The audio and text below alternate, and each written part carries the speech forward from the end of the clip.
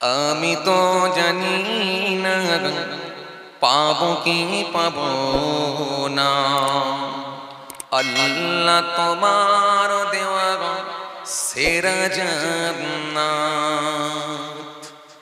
আমি তো জানি না পাবো কি পাবো না, আল্লাহ তোমার দেওয়া সেরা জান্নাত।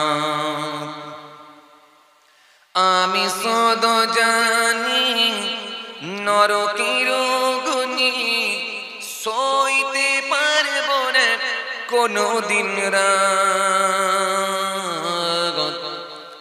আমি তো জানি না পাবো কি পাবো না, আল্লাহ তোমার দেওয়া সেরা জান্নাত। আমি তো জানি না পাবো কি পাবো না, আল্লাহ তোমার দেওয়া সেরা জান্নাত। আমি তো জানি না পাবো কি পাবো না, আল্লাহ তোমার দেওয়া সেরা জান্নাত। আমি সদ জানি নরকের গুনি সইতে পারব না কোনো দিন রাত। আমি তো জানি না পাবো কি পাবো না, আল্লাহ তোমার দেওয়া সেরা জান্নাত। আল্লাহুম্মা সাল্লি আলা মাওলানা মুহাম্মদ ওয়া আলা আলি সাইয়্যিদিনা মাওলানা। গুনাহ তো করেছি আমি বালুরাশি সমান, অগণিত সীমাহীন পাপের তওবা কবুল করে নাও রব্বুল আলামিন। জোরে হবে না সুবহানাল্লাহ? আরো জোরে হয় না? একটু মহব্বতে হয় না? হায়াত আমার কমছে শুধু প্রতিদিন, গোনায় আমার বাড়ছে শুধু বাধাহীন। তুমি তো পারো দিতে না যা, আমি শুধু জানি নরকের গুনি সইতে পারব না কোনো দিন রাত। আমি তো জানি না পাবো কি পাবো না, আল্লাহ তোমার দেওয়া সেরা জান্নাত। আল্লাহুম্মা সাল্লি আলা মাওলানা মুহাম্মদ। আওয়াজ দিয়ে ওয়া আলা আলি।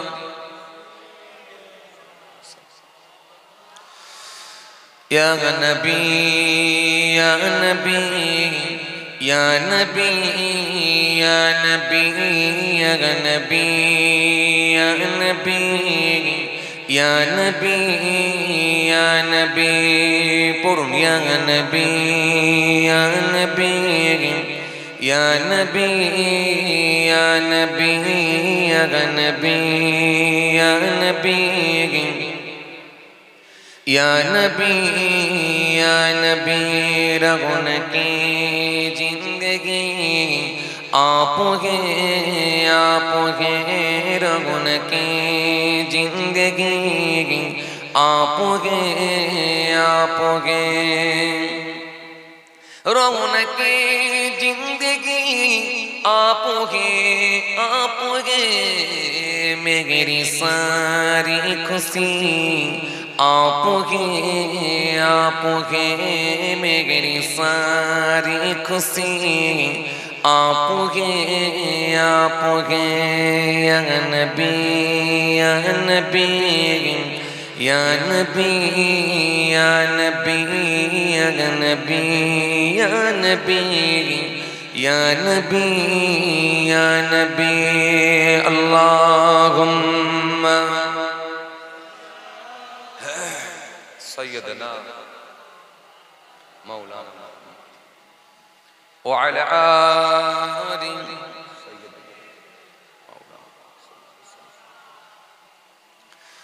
وقال الله تعالى في كلامه المجيد والفرقان الحميد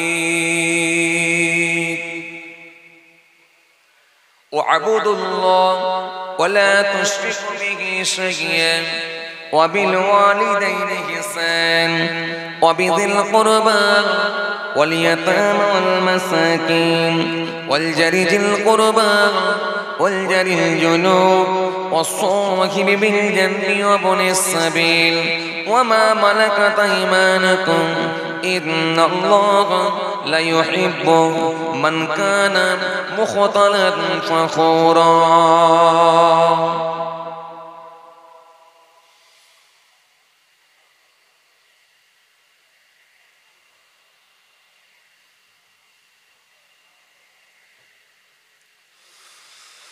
وقال النبي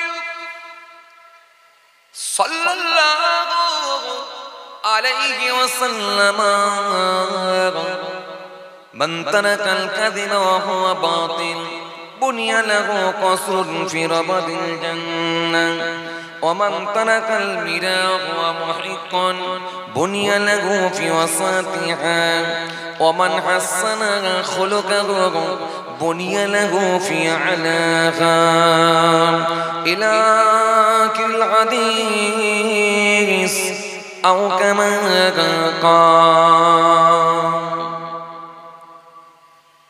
प्यारे हाज़िरीन मजलिस सद्यो दिनदार ईमानदार परहेजगार मुत्ताकी बयोज्येष्ठ आल्लाह वाला प्रवीण मानुषेरा आजकेर महफिले बसे थाका नामाजी रोजादार दिनदार खोदाबीरु आल्लाह वाला मानुषेरा आजकेर महफिले बसे थाका आमार जुबक साथी मोहब्बतेर भाइरा आजकेर महफिले बसे थाका आमादेर घरेर सन्तानेरा आमार छोटो छोटो भाई बोनेरा आजकेर महफिले बसे थाका दिन दरदी इस्लाम दरदी नबीर प्रेमिक नबीर आशिकेरा आजकेर महफिले बसे थाका विशिष्ट व्यक्तिरा हाफिजे कुरान उलामाए केराम हुफ्फाजे केराम आल्लाह पाकेर हाजी बान्दा गणेरा खास करे এই মহল্লার ইমাম আমাদের সকলের কাছে সম্মানীয় ব্যক্তি শ্রদ্ধার পাত্র মোহতারাম ইমাম সাহেব ভাইজান পাশাপাশি আরো জানাই আজকের মাহফিলে দূর দূরান্ত থেকে আগত মেহমান গণেরা জ্ঞানী গুণী মানুষ শিক্ষিত মানুষ বিচক্ষণ মানুষ সোশ্যাল মানুষ কাজের মানুষেরা বিভিন্ন রকম কর্মের সঙ্গে সম্পৃক্ত সকলকে আমি আমার অন্তঃস্থল থেকে সালাম শুভেচ্ছা ভালোবাসা জানিয়ে খুব অল্প সময় সংক্ষিপ্ত কিছু বয়ান করে আপনাদের খেদমত থেকে বিদায় পাশাপাশি আরো জানাই আজকের এই মাহফিলের যারা উদ্যোক্তা যাদের প্রচেষ্টায় আজকে এই সুন্দর মহতি সভা আল্লাহ করিয়ে নিয়েছেন আমার কমিটি যে সমস্ত ভাইরা আছেন আমার কমিটি যে সমস্ত সদস্য ভাইরা আছেন সেক্রেটারি সভাপতি আরো যারা সব আছেন সকলকে আমি আমার অন্তঃস্থল থেকে সালাম এবং মুবারকবাদ জানিয়ে খুব অল্প সময় কিছু আলোচনা সেই সাথে সাথে আরো জানাই যারা আরগুলোকে নাই আল্লাহর জমিন ছেড়ে বিদায় নিয়েছেন এই পিফা গ্রামের কবরস্থানে ৩.৫ হাত জায়গা অধিকার করে অপেক্ষায় রত ইন্তজার করছেন ওয়েট করছেন সে কিয়ামতের দিনের জন্য ইলা ইয়াউমিল কিয়ামাহ রোজ হাসর দিনের জন্য জানাই তাদেরকে আমি আমার অন্তঃস্থল থেকে সালাম এবং মুবারকবাদ আল্লাহ পাকের রহমত প্রত্যেক ইমানদারের উপর হোক আমরা জোরে বলি আল্লাহুম্মা আমিন ভাইরা আমার বন্ধুরা আমার সাথী মোহাব্বতের ভাইরা জলসা মাহফিলটা আলহামদুলিল্লাহ প্রত্যেক দিনের ব্যাপার হয়ে গেছে বর্তমানে খুব বেশি বেশি এখন জলসা হচ্ছে তৎকালীন সময় জলসা হতো কম লোকজন হতো বেশি লোকের আন্তরিকতা ছিল বেশি একটা ভালোবাসা ছিল বেশি লোকের চিন্তাধারাটা ছিল আলাদা লোকের ভাবনা ছিল আলাদা মানুষের উদ্দেশ্য ছিল আলাদা আজকের দিনে জলসা বাড়ছে মানুষের নিয়ত খারাপ হয়ে গেছে জলসা বাড়ছে উদ্দেশ্য খারাপ হয়ে গেছে। জলসা বাড়ছে, মানুষের ভাবনা চিন্তা আলাদা হয়ে গেছে, অথচ জলসা দেখেন বাড়ছে। এত জলসা বাড়ছে, তৎকালীন সময়ে গ্রামে একটা জলসা হতো, এখন প্রত্যেক পাড়ায় পাড়ায়। শুধু পাড়ায় পাড়ায় বলাটাও ভুল হবে, এক একটা পাড়াতে দুটো তিনটে করেও জলসা হয়ে যাচ্ছে। এখন ফ্যান ফলোয়ার্সের ব্যাপার আছে, ভক্ত শিষ্যর ব্যাপার, যে যাকে ভালোবাসে 2-10টা ছেলে মিলে একটা হুজুর নিয়ে এসে একটা জলসা, এগুলো হচ্ছে না? হয় না? হচ্ছে, ভালোবাসার ব্যাপার থাকে। তো সুতরাং সব মিলিয়ে যদি দেখা যায়, বর্তমানে অনেক বেশি জলসা হচ্ছে। শুধু যে জলসা হচ্ছে তা না, মাদ্রাসাও যথেষ্ট হচ্ছে। আপনার বসিরহাট এলাকায় বলেন তো, আমার বয়োজ্যেষ্ঠ মুরব্বী বাবাজি যারা আছেন বলেন, আজ থেকে 20 বছর আগে 30 বছর আগে এলাকায় কটা মক্তব ছিল, মাদ্রাসা ছিল? আর এখন কতগুলো হয়েছে? প্রত্যেক পাড়ায় পাড়ায় হচ্ছে, প্রত্যেক পাড়ায় পাড়ায়, প্রত্যেক পাড়ায় পাড়ায় মক্তব হয়ে গেছে, মাদ্রাসা হয়ে গেছে। শুধু যে মাদ্রাসা মক্তব হয়েছে এমনটাও নয়, যত দিন যাচ্ছে বক্তা ওয়াইজিনও বাড়ছে, হুজুর পীর সাহেবও বাড়ছে, ওয়াইজিন বক্তাও বাড়ছে, ইমাম সাহেব, হাফেজ সাহেব, মাওলানা সাহেবও বাড়ছে। তো সব মিলিয়ে যদি দেখা যায় সবই কিন্তু আস্তে আস্তে বেড়ে যাচ্ছে। কিন্তু অনুরূপ ভাবে যদি বিপরীত দিকটা দেখেন, সেটাও দেখেন বেড়ে যাচ্ছে। সুদখোরও বেড়ে যাচ্ছে, মিথ্যেবাদীও বেড়ে যাচ্ছে, ঘুষখোরও বেড়ে যাচ্ছে, বিড়িখোরও বেড়ে যাচ্ছে, তারিখোরও বেড়ে যাচ্ছে, লম্পট চিটিংবাজ বেড়ে যাচ্ছে, প্রতারক বেড়ে যাচ্ছে, মেরে নেওয়া বেড়ে যাচ্ছে, আমানতের খেয়ানতকারী বেড়ে যাচ্ছে, সুদের টাকায় সুদের পয়সা ভক্ষণকারী বেড়ে যাচ্ছে, মানুষের গরিবের মাল আত্মসাৎ করে নেওয়ার লোক বেড়ে যাচ্ছে। তাহলে এটাও কিন্তু দিন দিন বাড়ছে। কারণ কি বলেন?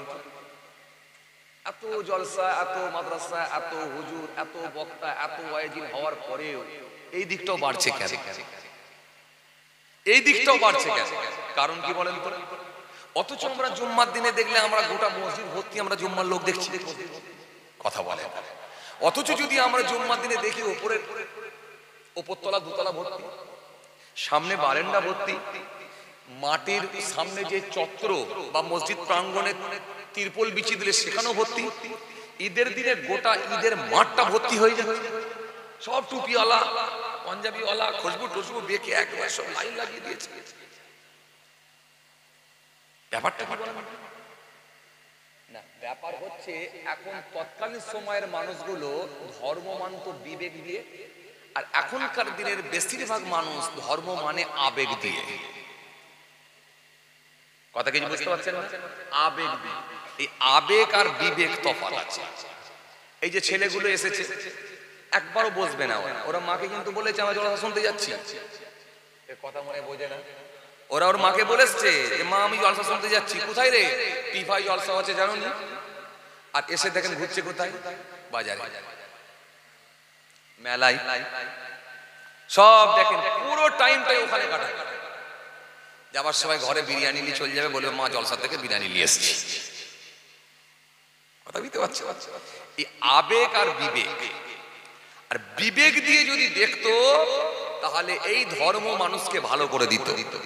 কিন্তু আমরা আবেগ দিয়ে ধর্ম দেখছি বলে আমরা এখনো ভালো হতে পারি, যার কারণে সুদখোর, মদখোর, বিড়িখোর, তারিখোর, লম্পট, চিটিংবাজ, প্রতারক দিন দিন বেড়ে যাচ্ছে। কেন? ইসলাম ধর্মটাকে আমরা আবেগ দিয়ে দেখি, বিবেক দিয়ে নয়। কেমন? ধর্ম করতে হবে, কিন্তু ধর্মকে নিজের মতো করে মানতে হবে। ধর্ম দিয়েছে কে? আল্লাহ। হুকুম কার? কথা বলতে হবে হুকুম কার? আল্লাহ। মানতে হবে সবার। আর আমরা কি বলছি? ধর্ম সবার, মানো যে যার, যে যার মতো করে মানো।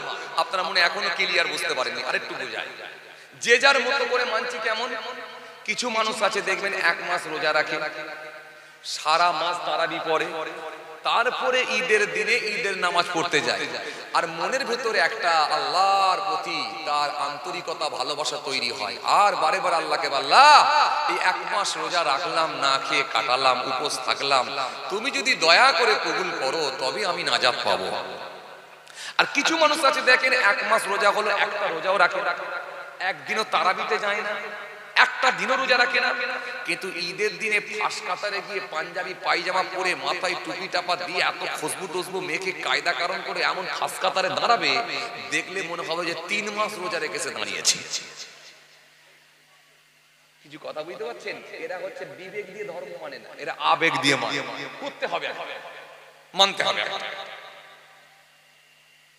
জুম্মার দিনে দেখেন কিছু মানুষ সকাল সকাল গোসল করে ওযু করে মসজিদে চলে যায়। তাহিয়াতুল ওযু, দখলাল মসজিদ, কাবলাল জুম্মা, বাদাল জুম্মা, আখিরি জোহর, ইমামের পেছনে 2 রাকাত ফরজ, সুন্নত, নফল, পুরো নামাজ কমপ্লিট করে দিয়ে ঘরে আসে।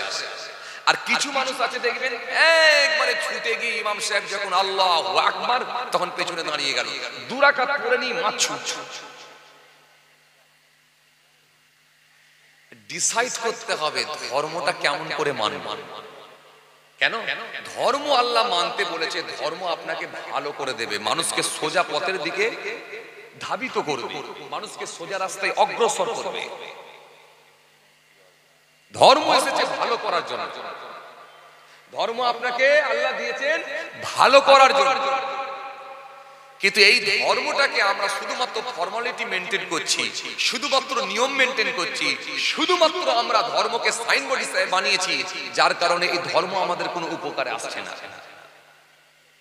আপনি একটা গাড়ি কিনেছেন, আমার মতো হুজুরের কাছে গেলেন, হুজুর একটা গাড়ি কিনেছি, হুজুর চাবিটা একটু ফু মেরে দেন। হুজুর হুজুর চাবিটা ফু মেরে দিলেন।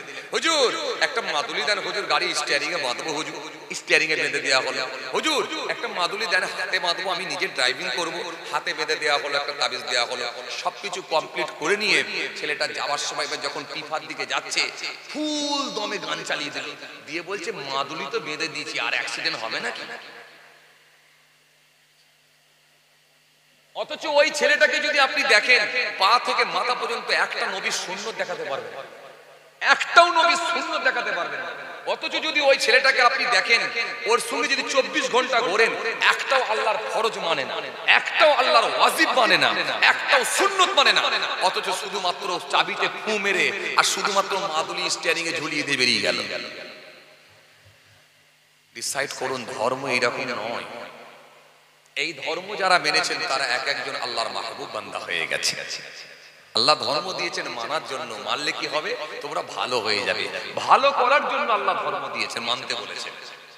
সারা পৃথিবীর মানুষ যদি নামাজ না পড়ে, আমার আল্লাহর কোনো ক্ষতি হবে না। সারা বিশ্বের মানুষ যদি রোজা না রাখে, আমার আল্লাহর কোনো ক্ষতি হবে না। সারা পৃথিবীর মানুষ যদি নবীর সুন্নত গুলো না মানে, সুন্নতে মুআক্কাদা যদি না মানে, সুন্নতে গায়ের মুআক্কাদা যদি না মানে, আমার রাসূলুল্লাহর কোনো ক্ষতি হবে না। কিন্তু আল্লাহ মানার নির্দেশ এই জন্য দিয়েছেন যাতে করে মানুষ পৃথিবীর জমিনে শান্তিপূর্ণভাবে জীবন যাপন করতে পারে, পৃথিবীর জমিনে মানুষ যাতে একটা সিস্টেমেটিক চলতে পারে, পৃথিবীর জমিনে একটা যেন সংবিধান থাকে, একটা আইন থাকে, একটা ল থাকে, একটা কানুন থাকে। এই পৃথিবীর জমিনে যদি আমার কানুনকে তারা মেনে নেয়, পৃথিবীর জমিনে তারা আরামের সঙ্গে জীবন যাপন করতে পারবে। তাদের মধ্যে হিংসা থাকবে না, মেরে নেওয়া থাকবে না, কেড়ে নেওয়া থাকবে না, প্রতারণা থাকবে না, হত্যা থাকবে না, চুরি থাকবে না, অহমিকা থাকবে না, মেরে নেওয়া থাকবে না, আপনার গীবত থাকবে না, পরচর্চা থাকবে না। পৃথিবীর জমিনে নেগেটিভ কাজগুলো ছেড়ে দেবে আর পজিটিভ কাজগুলো করবে। তা'মুরুনা বিল মা'রুফ ওয়া তানহাউনা আনিল মুনকার। আল্লাহ স্পষ্ট কোরআনের মধ্যে বলেছেন, যদি তারা মেনে নেয়, এই পৃথিবীর জমিনে তারা ভালো হয়ে যাবে। ভালো হয়ে গেলে কি হবে? আমি আল্লাহ বলছি তাদেরকে আমি বেনিফিট করব, বকশিশ করব। আমি আল্লাহ বকশিশ দেব, তাদেরকে পুরস্কার দেব, পুরস্কৃত করব।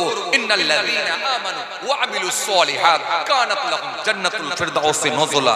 নিশ্চয়ই যারা ঈমান এনেছে আর সৎ কর্মগুলো, ভালো কাজগুলো করেছে, তাদের জন্য রয়েছে আমার জান্নাতুল ফিরদাউস।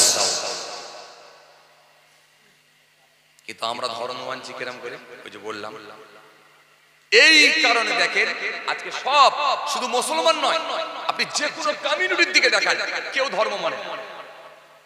মুশরিকগত মানুষ খালি ধর্ম মানে বলে পৃথিবীতে এখনো টিকে আছে। যেদিন এই মুশরিকগত মানুষ, ভালো মানুষ থাকবে না, বিশ্বাস করেন সেদিনে কিন্তু পৃথিবী থাকবে না। সব ভণ্ডামি করলে হবে না। গোটা পৃথিবীর দিকে তাকান, যে কোনো কমিউনিটি, যে কোনো জাতির দিকে আপনি তাকান, ধর্মের যে বিধান, ধর্মের যে সিস্টেম, সেই সিস্টেমেটিক ধর্ম ওরা মানে না। যদি সিস্টেমেটিক মানতো, তাহলে একটা মানুষকে পিটিয়ে পিটিয়ে মেরে ফেলতে পারতো না। কথা বলে না, একটা মানুষকে তারা পিটিয়ে পিটিয়ে মারতে পারতো না। যদি সিস্টেমেটিক মানতো, তাহলে কোন মনীষীর নামে, কোন দেবতার নামে, কোন স্রষ্টার নামে যেই হোক, যে কোনো কমিউনিটির হোক, সে মুসলমান হোক, হিন্দু হোক, খ্রিস্টান হোক, বৌদ্ধ হোক, যে কোনো ধর্মের হোক না কেন, সে কোনো মনীষীর নামে, সে কোনো ধর্মের নামে বাড়ি ভাঙতে পারত না, মানুষকে ধর্মের স্লোগান দিয়ে হত্যা করতে পারত।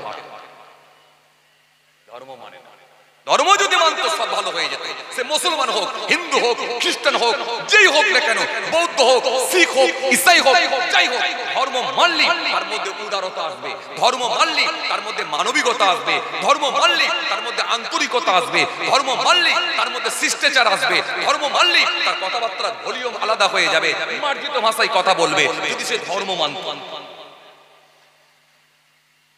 প্রত্যেকটা ধর্মে বলা হয়েছে মানবতার কথা, প্রত্যেকটা ধর্মে বলা হয়েছে শিষ্টাচারের কথা, প্রত্যেকটা ধর্মে বলা হয়েছে ঐক্যের কথা, প্রত্যেকটা ধর্মে বলা হয়েছে মানবতার কথা, প্রত্যেকটা ধর্মে বলা হয়েছে রিলেশনের কথা, প্রত্যেকটা ধর্মে বলা হয়েছে মানুষ হিসাবে মানুষকে ভালোবাসার কথা। আপনি যেই হন,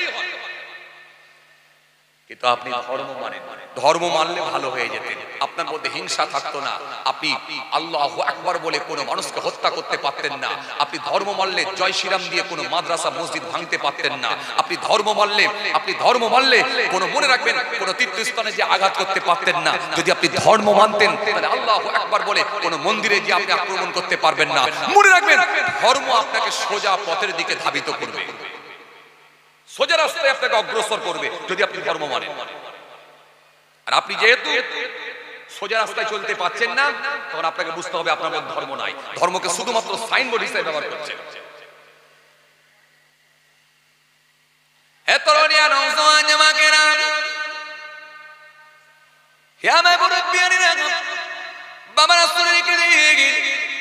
এই মানুষকে যদি ভালো করতে হয়, একমাত্র ধর্মই পারে মানুষকে সোজা পথের দিকে ধাবিত করতে।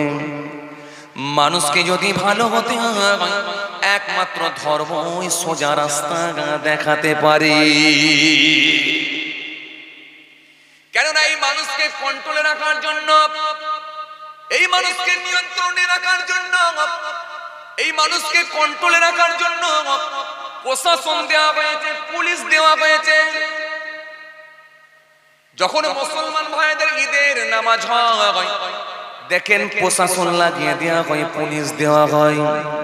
হিন্দু ভাইদের যখন কোনো অনুষ্ঠান হয়, পুজো পার্বণ হয়, তখন দেখেন মোড়েতে প্রশাসন দেওয়া হয়, পুলিশ দেওয়া হয়, যাতে করে সেখানে কোনো সীমা লঙ্ঘন না হয়, যাতে করে কোনো সিস্টেমের বাইরে কেউ না চলে যায়।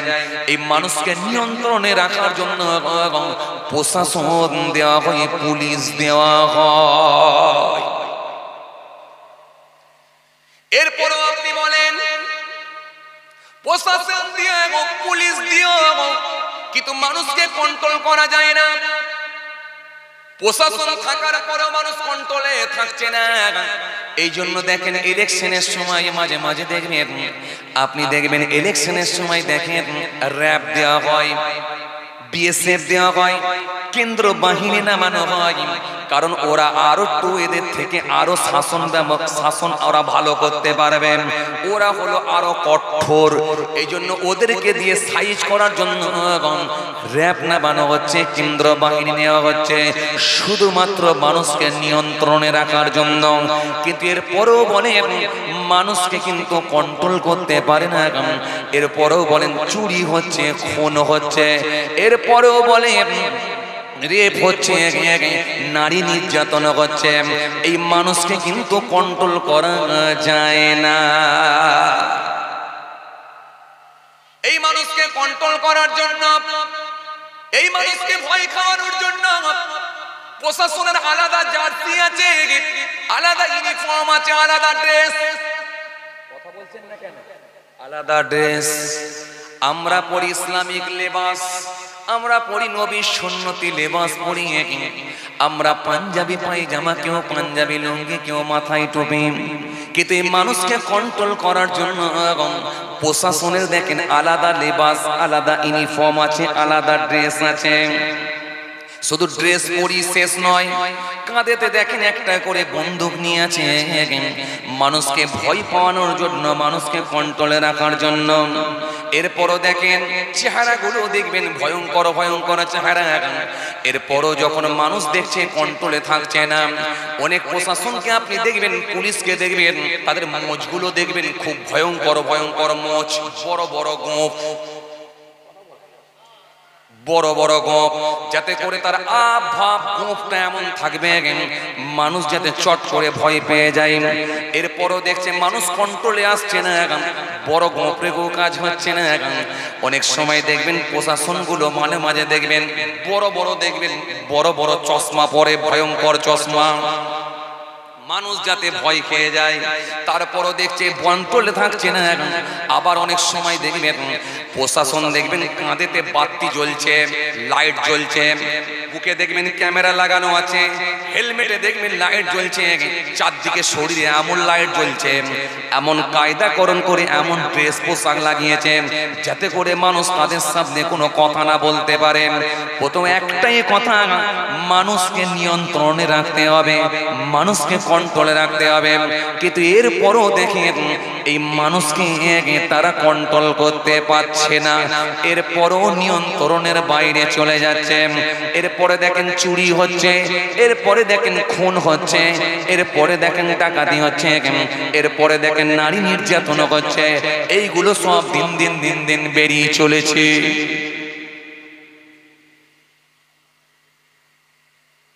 সুদটাকে তারা অ্যালাউ করে নিয়েছে, মনে করে এটা ঠিকই আছে। ঘুষটাকে তারা অ্যালাউ করে নিয়েছে, এটা মনে করে ঠিকই আছে, ঠিকই আছে, ঠিকই আছে। লটারি কাটাটাকে তারা মনে করে ঠিকই আছে। ও বাবাজি আমার ভাইরা, কিন্তু কিছু মনে করে ঠিকই আছে, আর কিছু কাজ মনে করে অন্যায় হচ্ছে। কিন্তু জানি না ভিত খারাপ হলে সব খারাপ হয়ে যাবে। কিন্তু আমার ইসলাম বলেছে সুদ তোমরা খেও না, মদ তোমরা খেও না, লটারি তোমরা খেও না, লটারি তোমরা কাটো না, ঘন ঘন যেন মদের শোরুম বানিয়ে মদ খেও না। কেন? এগুলোই হলো সূচনা। এগুলো যদি কারোর ভেতরে ঢুকে যায়, তোমরা প্রশাসন দিয়ে, র‍্যাব দিয়েও মানুষকে নিয়ন্ত্রণে রাখতে পারবে না। সুতরাং সার্বিকভাবে যদি দেখেন এই অন্যায় কাজ থেকে যদি বাঁচতে হয়, একমাত্র ধর্মই আপনাকে সোজা পথ দেখাতে পারে। কি কথা ঠিক বলছি না ভুল বলছি? হ্যাঁ, কথা বলে। কিছু অন্যায়কে তারা মেনে নিয়েছে, মদ মেনে নিয়েছে, সুদ মেনে নিয়েছে, লটারি মেনে নিয়েছে, এরকম কিছু অন্যায়কে তারা মেনে নিয়েছে। এগুলো তারা মনে করে অপরাধ নয়। এই চুরি করাটাকে মনে করে অপরাধ, খুন করাটাকে মনে করে অপরাধ, নারী নির্যাতনটাকে মনে করে অপরাধ। এই কতগুলো অপরাধের জন্য আজকে দেখেন প্রশাসনকে লাগানো হয়েছে। কিন্তু মনে রাখবেন, ইসলাম যেটাকে অপরাধ বলেছে, ইসলাম যেটাকে পাপের কাজ বলেছে, ইসলাম যেটাকে নিষিদ্ধ করেছে, সেটা যদি মানুষের ভেতরে ঢুকে যায়, কোন র‍্যাব, সিএফ, প্রশাসন এই মানুষকে নিয়ন্ত্রণে রাখতে পারবে না। একমাত্র ধর্মই পারে মানুষকে কন্ট্রোলে রাখতে, ধর্মই পারে মানুষকে সোজা পথের দিকে ধাবিত করতে।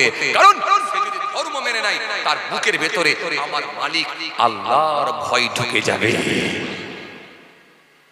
কিছু কথা বুঝতে পারছেন? কথা বুঝতে পারছেন? ধর্ম যদি আপনি মেনে নেন, আপনার বুকের ভেতরে এমন ভয় ঢুকবে, আপনি আর কোনো অন্যায় কাজ করতে পারবেন না। যান, যেখানে যান সব জায়গায় অন্যায়। একমাত্র যারা ধর্ম মানে, আল্লাহর হুকুমকে যারা পরিপূর্ণভাবে মেনে নিয়েছে, এই মানুষগুলো হকের পথে আছে, যার কারণে পৃথিবী টিকে আছে। যেদিন এই মানুষগুলো থাকবে না, সেদিনে কিন্তু মনে রাখবেন পৃথিবী থাকবে না। আপনাকে কি বোঝাতে চাইলাম?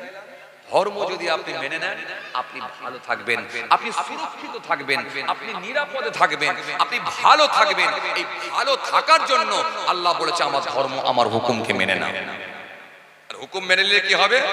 আমি আল্লাহ তোমাকে কবুল করে নিয়ে আমার ওলি বান্দার খাতায়, আমার মাহবুব বান্দার খাতায়, মোমেনের খাতায় তোমার নামটাকে আমি আল্লাহ তুলে দেবো। জোরে বলতে পারেন না? আরো জোরে হয় না? যদি তুমি না করো, এই পৃথিবীর জমিনে কেউ তোমাকে কিন্তু নিয়ন্ত্রণে রাখতে পারবে না। কথা বলে, কথা বলে, জি কথা বলেন। তুমি ঘুষ খাচ্ছ, ঘুষের বিরুদ্ধে যার কাছে তুমি গিয়ে বিচার চাইছো, সে নিজেই ঘুষখোর, সে নিজেই ঘুষখোর। তুমি চুরি করছো, যার কাছে গিয়ে চুরির বিচার চাইছো, সে নিজেই দেখো এমন কিছু কর্ম তার মধ্যে ঢুকে আছে, সে নিজেই হলো বড় চোর। তাহলে একমাত্র ভালো হতে পারে সেটা হলো ধর্ম, ইসলাম ধর্ম। ধর্ম মানলে আপনি যে ধর্মেরই মানুষ হন না কেন, আপনাকে ধর্ম মানতে হবে। আপনি ইসলাম ধর্মের মানুষ, ইসলাম ধর্ম মানে। আপনি অন্যান্য ধর্মের মানুষ, আপনি আপনার ধর্মকে মানুন। ধর্মকে ভালোভাবে মানুন, স্টাডি করুন, তাহলে আপনি ভালো হয়ে যাবেন। কিছু কথা বুঝতে পারছেন বাবাজি? বুঝতে পারছেন? আর যদি মেনে নেওয়া হয়, তোমাকে আমি আল্লাহ বকশিশ দেব, প্রাইজ দেব। তোমার কোনো চিন্তা নাই। লা তাহিনু ওয়া লা তাহজানু ওয়া আনতুমুল আ'লাউনা ইন কুনতুম মুমিনিন। খবরদার তোমরা ঘাবড়াবে না, চিন্তিত হইও না, ভেঙে পড়ো না, তোমরাই বিজয়ী হবে। শর্ত একটা, ইন কুনতুম মুমিনিন, যদি তোমরা মুমিন হয়ে যাও। জোরে বলবেন না? আরো জোরে হয় না? যদি তোমরা মুমিন হয়ে যাও, তোমাদের কোনো ভয় নাই, কোনো ডর নাই, কোনো চিন্তা নাই।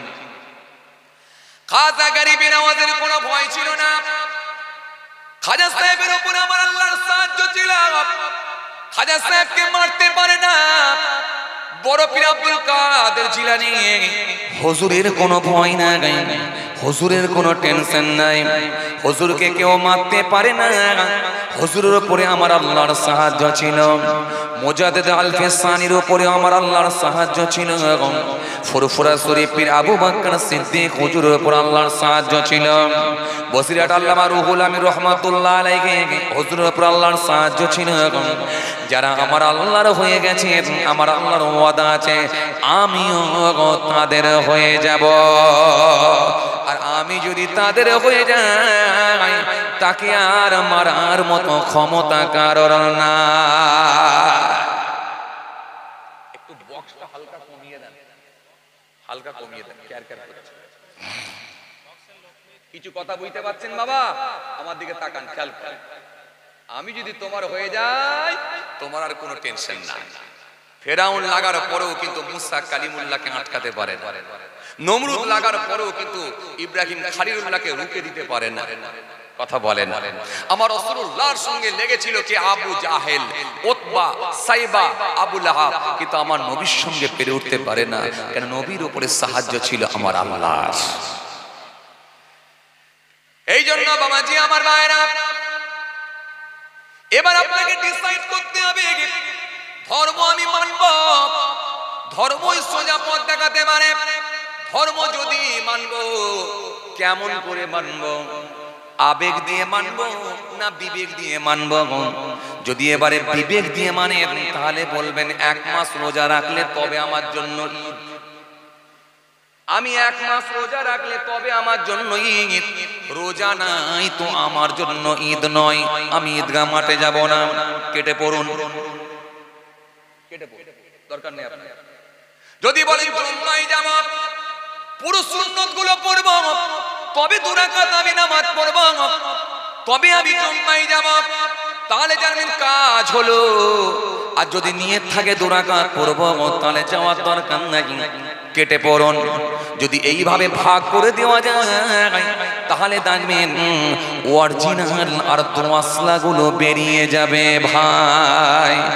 অরিজিনাল যতদিন থাকবে পৃথিবী টিকে থাকবে, যেদিনে অরিজিনাল থাকবে না সেদিনে কিন্তু পৃথিবী থাকবে না। আর এই দোয়াসলা মালগুলো শুধু, দোয়াসলা লোকগুলো শুধু ঈদের মাঠ ভর্তি করবে, জলসার প্যান্ডেল ভর্তি করবে। এদের দ্বারাতে ইসলামের কোনো উপকার হবে না। এইবার আপনি চিন্তা করেন, যদি বিবেক দিয়ে মানি, তাহলে আমি ধর্ম মানলে আমার আল্লাহ খুশি হবে। আর আর আল্লাহ খুশি হলে আমার আল্লাহ আমার ওপর রাজি হলে আমার জীবনটা ধন্য হবে, নিশ্চিতভাবে আমার পরকালটা শান্তির জায়গা হবে। আল্লাহ যদি কারোর ওপরে খুশি হয়ে যায়, কেমন করে আমার আল্লাহ বাঁচান। আমি কিতাবের মধ্যে পড়ছিলাম এই কয়েকদিন আগে, হযরতে জাফর সাদিক রহমাতুল্লাহ আলাইহি মস্ত বড় একজন আল্লাহর মাহবুব বান্দা ছিলেন। শুধু তাই নয়, তিনি ছিলেন রাসূলুল্লাহর চাচাতো ভাই, সম্পর্কে চাচাতো ভাই। শুধু তাই নয়, হযরত সিদ্দিক রাদিয়াল্লাহু তাআলা যে বংশের মানুষ, ওই বংশের মানুষ ছিলেন যিনার নাম হলো হযরত জাফর সাদিক। জোরে বলতে পারেন না? আরো জোরে হয় না? কে? হযরত সিদ্দিক আলী। যে আলী সম্পর্কে আমার নবী বলেছিলেন, আনা মাদিনাতুল ইলম ওয়া আলিয়ুন বাবুহা, আমি হলাম বিদ্যার শহর, আমি হলাম ইলমের শহর, সেই শহরের দরজা হলো আমার আলী। জোরে বলতে পারেন না? খুশি মনে হয় না? জাফর সাদিক রহমাতুল্লাহ আলাইহি তিনি এত বড় আল্লাহর মাহবুব বান্দা ছিলেন, তিনি এক সময় ঘোষণা দিয়েছিলেন, হে মানুষ আর জিন সাক্ষী থাকো, হে মানুষ আর জিন শুনে রেখো, আমি রাসূলুল্লাহর প্রতি প্রেম ভালোবাসা দেখাতে গিয়ে, নবী বংশের প্রতি প্রেম ভালোবাসা দেখাতে গিয়ে, আল্লাহর হুকুম মানার ক্ষেত্রে, আল্লাহর হুকুম মেনে নেওয়াতে যদি কেউ আমাকে রাফেজি বলে, মানুষ আর জিনের সাক্ষী থাকা উচিত। নবী বংশের প্রতি মহব্বত আমার কমাতে পারবে না, আহলে বায়াতের প্রতি মহব্বত কমাতে পারবে না। এই আহলে বায়াতের প্রতি মহব্বত রাখতে গিয়ে যদি কেউ আমাকে রাফেজি বলে, এই মানুষ আর জিনের সাক্ষ্য থাকা উচিত, আমি রাফেজি হতে রাজি, কিন্তু আহলে বায়াতের প্রতি আমার মহব্বত কমিয়ে দিতে আমি রাজি নই। কথা বুঝতে পারছেন? ও ভালো করে বুঝবেন। জি, কিতাবের মধ্যে পাওয়া যায় বাগদাদের জমিনে চতুর্থ হিজরির প্রথমের দিকে সিংহাসনে যিনি আরোহণ করেছিলেন, যার নাম হলো বাদশা খলিফা মানসুর। খলিফা মানসুরের নাম আপনারা শুনেছেন অনেক। চতুর্থ হিজরির প্রথমের দিকে বাগদাদের সিংহাসনে যিনি আরোহণ করেছিলেন, যার নাম হলো খলিফা মানসুর। হযরত জাফর সাদিক রাহমাতুল্লাহ আলাইহি সেই পিরিয়ডের মানুষ ছিলেন। ও ভালো করে শুনুন, সেই পিরিয়ডের মানুষ ছিলেন হযরত জাফর সাদিক রাহমাতুল্লাহ আলাইহি। তিনি এত বড় আল্লাহর মাহবুব বান্দা ছিলেন, এত বড় আল্লাহর খাস বান্দা ছিলেন। কিতাবের মধ্যে পাওয়া যায় খলিফা মানসুর দেখলেন সারা এলাকায় জাফর সাদিকের নাম ছড়িয়ে গেল। কথা শুনছেন? খুব ভালো করে শুনেন, খেয়াল করেন, খেয়াল করেন। সারা এলাকায় জাফর সাদিকের নাম ছড়িয়ে গেল। সারা এলাকায় জাফর সাদিকের সুনাম এত বৃদ্ধি পেতে লাগলো, এত দিন দিন বেড়ে যেতে লাগলো, তার জনপ্রিয়তা এত বাড়তে লাগলো, তার তিনি এত পপুলারিটি হয়ে গেলেন, মানুষের কাছে এত প্রিয় হয়ে গেলেন, লোকে দলে দলে দলে দলে এসে জাফর সাদিকের কাছে ভিড় করতে লাগলো। কেন? আল্লাহর ওয়াদা আছে যে আমার হয়ে যাবে, আমি আল্লাহ স্বয়ং তার হয়ে যাব। ফাসকুরুনি আযকুরকুম, বান্দা আমাকে স্মরণ কর, ডাক, আমি আল্লাহও তোকে স্মরণ করব। জোরে বলতে পারেন না? একটু খুশি মনে বলতে পারেন? আপনারা বসিরহাট এলাকার মানুষ, আপনাদেরকে জোরে বলতে হবে দরুদ শরীফ পড়ো, আপনাদেরকে জোরে বলতে হবে সুবহানাল্লাহ পড়ো, আপনাদেরকে জোরে বলতে হবে আলহামদুলিল্লাহ বলো।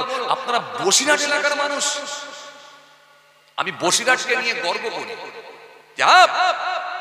আজও 24 পরগনা চলে যাও, বসিরহাট এলাকায় চলে যাও, একটা ভ্যান চালককেও তুমি দেখবে এত বড় দাড়ি, সুন্নতি লেবাস, সুন্নতি চুল, মাথায় সুন্দর টুপি, এত বড় দাড়ি, একটা দেখলি আলেম আলেম। হ্যাঁ, এই বসিরহাট এলাকা নিয়ে আমি গর্ব করি, কিন্তু আপনাদেরকে আজকে আমি দেখছি জোরে বলতে হচ্ছে সুবহানাল্লাহ বলো, জোরে বলতে হচ্ছে বলো আলহামদুলিল্লাহ। এটা তো আমাকে ভাবতে অবাক লাগছে। বসিরহাট এলাকার লোককে কিছু বলতে হয় না, সব বুঝে নেয়, সব জানে। খেয়াল করেন, লক্ষ্য করেন যে কথা আপনাদের বোঝাতে চাইছি। ভাই এই বক্সটা একটু কমিয়ে দিয়েছো হালকা, বড্ড ভ্যার ভ্যার করছে। খেয়াল করেন বাবাজি, খুব খেয়াল করেন, ধ্যান দেন। জাফর সাদিক রহমতুল্লাহ আলাইহি তিনার পরিচিতি বেড়ে গেল।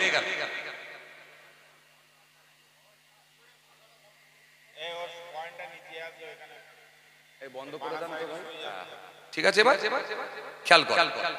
জাফর সাদিক রহমতুল্লাহ আলাইহি তার দিন দিন এত পরিচিতি বেড়ে গেল, এত ভালোবাসা বেড়ে গেল মানুষের কাছে, এত মানুষ তিনার কাছে এসে ভিড় করতে লাগলো। খলিফা মানসুর রাগান্বিত হয়ে গেল, রেগে গেল। কেন? হিংসা। এই হিংসা আজকের দিনে আছে না নাই? আরে বাবা কথা বলছেন না কেন? আছে না নাই? সাধারণ মানুষ তো দূরের কথা, অনেক পরে বলবো। আজকে মাওলানা বক্তা ওয়াইজিনদের ভেতরে হিংসা আছে না নাই? আছে না নাই? সোশ্যাল মিডিয়ায় আপনারা দেখছেন, ওকে কাদা ছুড়ছে, ওকে কাদা ছুড়ছে, এই ইট ছুড়লে ও পাথর ছুড়ছে, কেউ কাউকে ছাড়বে না, খালি বলছে হাম কিসি সে কম নেই। কথা বলছেন না কেন? হাম কিসি সে কম নেই। আরে তুই আমাকে কি বলবি? কে সহ্য করবে ভাই? পরিস্থিতি খুব খারাপ, খুব খারাপ।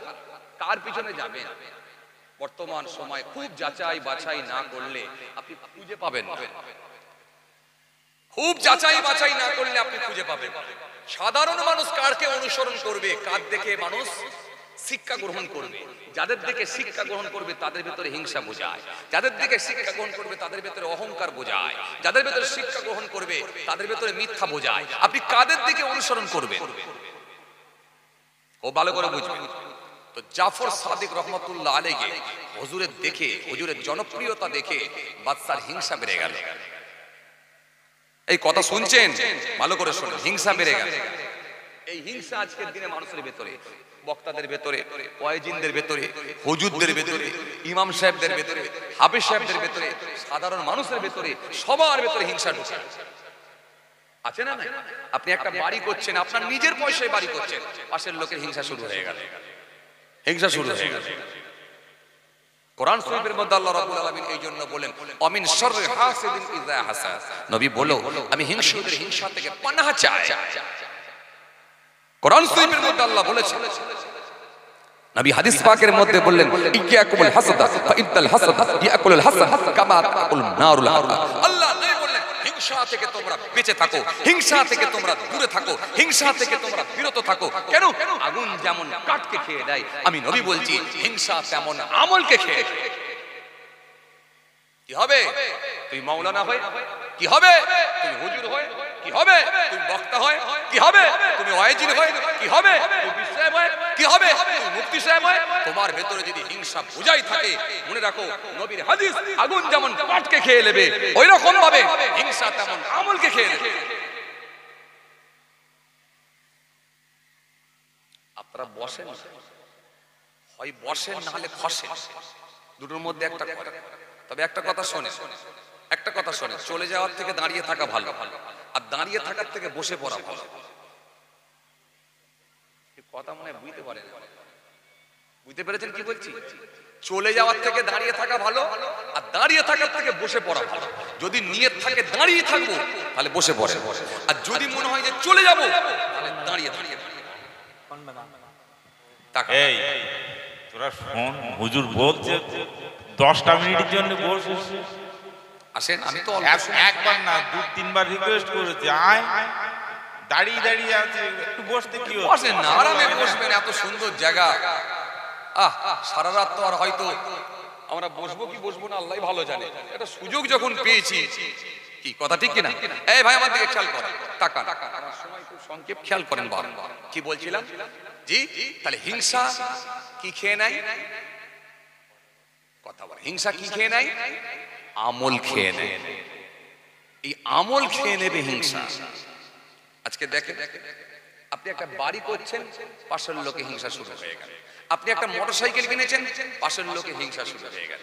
আপনি একটা জমি কিনছেন, পাশের লোকের হিংসা শুরু হয়ে গেল। কিছু যদি নাও করতে পারে, ফার্স্ট আপনার পাঞ্জাবি ধরে, আপনার লুঙ্গি ধরে টেনে নামাবার চেষ্টা করবে। একান্ত যদি না পারে, চায়ের দোকানে গিয়েও কামড়াবে। কথা বলছেন না কেন? দেখ বাড়ি হচ্ছে, বল দেখিনি ইট পড়ছে, বালি পড়ছে, বেটা মানে ভালোই টাকা করেছে। তখন আর একটা বলছে দেখ আবার ও তো ছেলেটা বোম্বে গেছিল সোনার কাজে, কি করেছে এখন দেখ। আন্দাজে মেরে দিল। এরকম আন্দাজে মারার লোকও আছে। কথা বলছেন না কেন? আন্দাজে মারার লোক নাই? আছে না? নাই? জানেন কত ভয়ঙ্কর আন্দাজে কথা বলা, কত ভয়ঙ্কর জানেন? জানিনি আমরা, জানি না। এই জন্য আল্লাহ নবী সুন্দর করে হাদিস পাকের মধ্যে বললেন, নবী আমার সুন্দর করে বললেন, আন আবি হুরায়রা রাদিয়াল্লাহু তাআলা আনহু আনিন নবী সাল্লাল্লাহু আলাইহি ওয়াসাল্লাম قال إياكم وظن فإن الظن أكذب الحديث ولا تصبوا ولا تجسسوا ولا تحاسدوا ولا تدابروا ولا تباغضوا وكونوا عباد الله إخوانا। আল্লাহ নবী সুন্দর করে বললেন, কি বললেন? قال إياكم وظن فإن الظن أكذب الحديث। আমি রাসূল বলছি আন্দাজে কথা বলো না। কেন? আন্দাজে কথা বলাটাই হলো মিথ্যা। তোমরা আন্দাজে কথা বলো না। আমি নবী বলছি আন্দাজে কথা বলাটাই হলো মিথ্যা।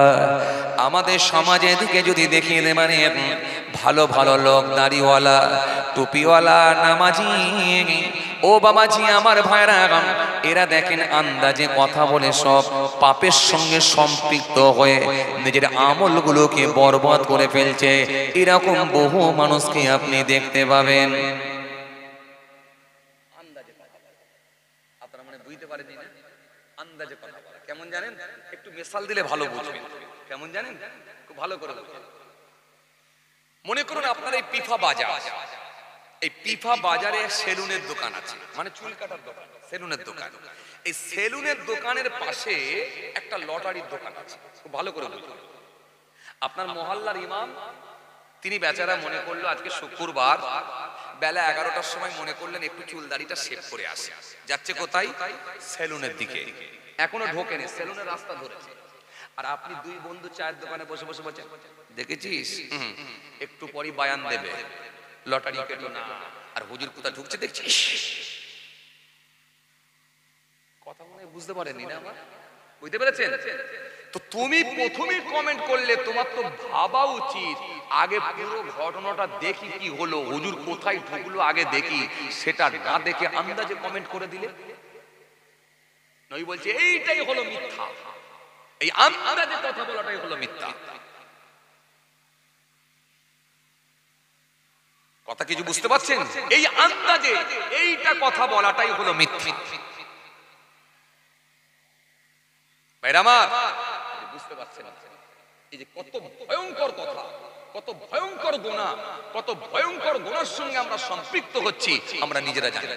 এজন্য কাল কিয়ামতের ময়দানে বহু দাড়িওয়ালা, বহু টুপিওয়ালা, বহু নামাজি, বহু জুব্বাওয়ালা খালি শরীয়ত শরীয়ত শরীয়ত বিরোধী কর্মের সঙ্গে সম্পৃক্ত থাকার কারণে, শরীয়ত বহির্ভূত কর্মের সঙ্গে সম্পৃক্ত থাকার কারণেতে এই মানুষগুলোকে জাহান্নামে যেতে হবে।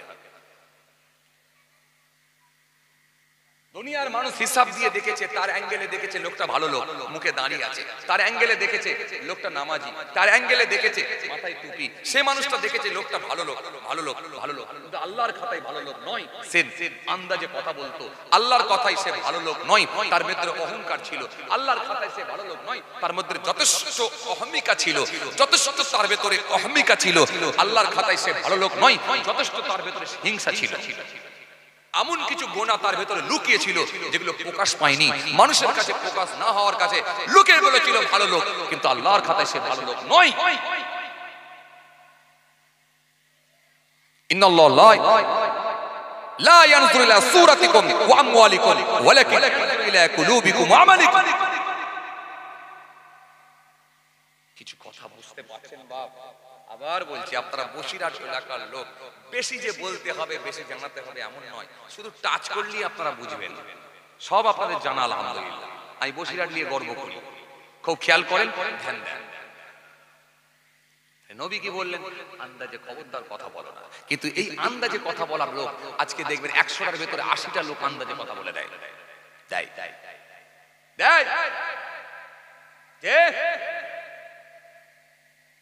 আন্দাজে কথা বলে দেয় 100টার ভেতরে 80টা লোক। আপনি একটা চোখে চশমা পরে, আপনি একটা সুন্দর জামা পরে, ভালো একটা চামড়া জুতো পরে পিফা স্টেশনে নেমে হেঁটে হেঁটে হেঁটে হেঁটে বাড়ির দিকে ঢুকছেন, আর তিনটে ছেলে মাচায় বসে বসে বলছে, দেখ কলকাতা থেকে কামিয়ে নিয়ে চলে এলো, চকচকে চেহারা দেখছিস, কলকাতা থেকে কামিয়ে নিয়ে চলে এলো। অথচ আপনি আসছেন কোথা থেকে? জামাই বাড়ি থেকে। বরং কামিয়ে নিয়ে আসা তো দূরের কথা, পকেট খালি করে নিয়ে এসছেন, নাতি নাতনির জন্য, মেয়ে জামাইয়ের জন্য যা ছিল পকেট থেকে সব দিয়ে এসছেন, আপনাকে বলছে কলকাতা থেকে কামিয়ে নিয়ে চলে এলো। পুরোটাই আন্দাজ। কথা বলছেন না কেন? খুব ভালো করে বোঝেন, এটা পুরোটা আন্দাজ। আন্দাজ, এই যে আন্দাজে কথা বলা, এটা ভয়ঙ্কর গুনাহ। মাঝে মধ্যে আমাদেরকে দাওয়াতের টাইম দিয়ে দেওয়া হয়, বিভিন্ন রকমের টাইম দেওয়া থাকে। কোথাও আমাদেরকে দেয় হুজুর 9টা থেকে 11টা, কোথাও আবার বলে হুজুর 8টা থেকে 10টা, কোথাও আবার বলে 11টা থেকে 1টা, কোথাও আবার বলে 12টা থেকে 2টা, কোথাও আবার বলে 2টা থেকে 4টা। বিভিন্ন রকম আলাদা আলাদা আলাদা ভিন্ন ভিন্ন টাইম দেওয়া থাকে। ও বাবাজি, আমার ভাইরা, 2টো থেকে 4টে পর্যন্ত যখন আমাকে আপনার টাইম দিলেন, 2টো থেকে 4টে পর্যন্ত যদি টাইম দেওয়া হয়, আমি চিন্তা করে দেখলাম এই পিঠা যেতে, বসিরহাট যেতে মিনিমাম আমার 4.5 থেকে 5 ঘন্টা সময় লাগবে। যদি 4, 4.5 কি 5 ঘন্টা সময় লাগে, 2টো থেকে যদি টাইম দেওয়া হয়, তাহলে আমাকে 9টায় বেরোতে হবে। রাত 9টায় বেরোলে তবে আমি 1টা কি 1:30টার মধ্যে পৌঁছাতে পারবো। সেই রকম হয়তো 10 মিনিট আগেও হতে পারে, পরেও হতে পারে। আমি রাত 9টার সময় বার হলাম, রাত 9টার সময় আমি গাড়ি চাললাম। কোথায় যাচ্ছে? পিপায়, বসিরহাটে। রাত 2টোয় আমাকে উঠতে হবে। এই টার্গেট নিয়ে রাত 9টার সময় আমি গাড়ি ছেড়েছি। 2টো থেকে নিয়ে 4:30 পর্যন্ত জলসা করলাম ফজরের ওয়াক্ত। মসজিদে যখন আজান শুরু হয়ে গেল এবং ফজরের নামাজের টাইম হয়ে গেল, আমি ফজরের নামাজটা পড়ে নিয়ে গাড়ি ছাড়লাম। তাহলে আসতে যদি 4.5 ঘন্টা লাগে, যেতেও অন্তত 4.5-5 ঘন্টা লাগবে, বরং দিনের বেলা বেশি টাইম লাগবে। কেন? রাস্তা জ্যাম ট্যাম হয়। এখন এই দিনের বেলা, সকালবেলা যখন ফজরের পরে গাড়ি চলছে, বাড়িতে যখন আমি গিয়ে পৌঁছালাম, প্রায় 9টার কাছাকাছি বাড়ি পৌঁছালাম। এখন 9টার সময় যখন আমি বাড়িতে ঢুকছি, 3টে ছেলে মাচায় বসে বসে দেখা যাচ্ছে ব্রাশ করছে। ব্রাশ করতে করতে একে অপরকে বলছে, দেখ ভাইজান কালকে বেরিয়েছে আর আজকে বেলা 9টার সময় ঢুকছে, তার মানে মনে হয় আজ রাতে 3টে মেরেছে।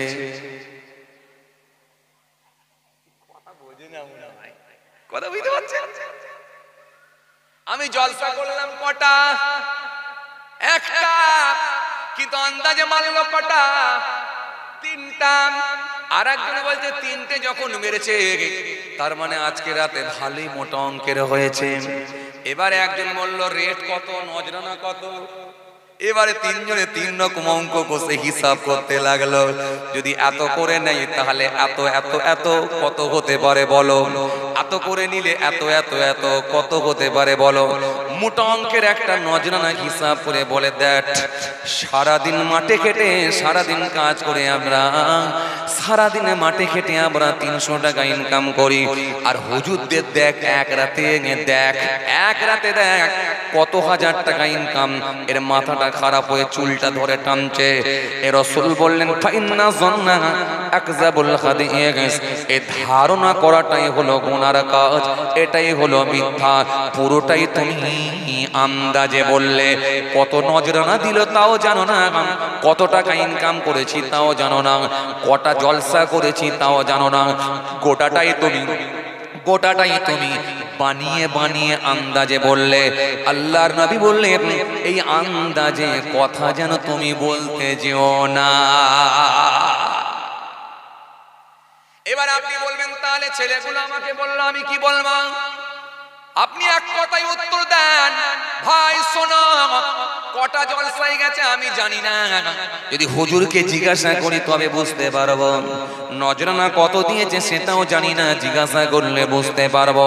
আল্লাহু আলাম, তিনি ছাড়া কেউ জানে না, সুতরাং আমি বলতে পারবো না। যদি এইভাবে নিজেকে পাশ কাটিয়ে নিয়ে চলে যেতে পারেন তবে আপনি বেঁচে যাবেন। আর যদি ওদের সঙ্গে যদি ওই সঙ্গদের সঙ্গে যদি সাথ দিয়ে যদি ওদের সঙ্গে ভিতরে জালে ঢুকে পড়েন, নিশ্চিতভাবে আপনিও পাপী হয়ে গুনাহগার হয়ে যাবেন।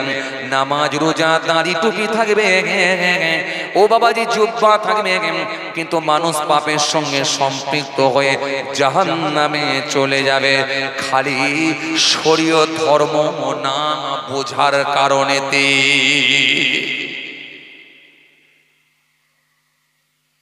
কিছু কথা বুঝতে পারছেন? এই বজিরার এলাকার লোকে বলেছি বেশি শোনাতে হবে, খালি টাচ মারলেই হবে।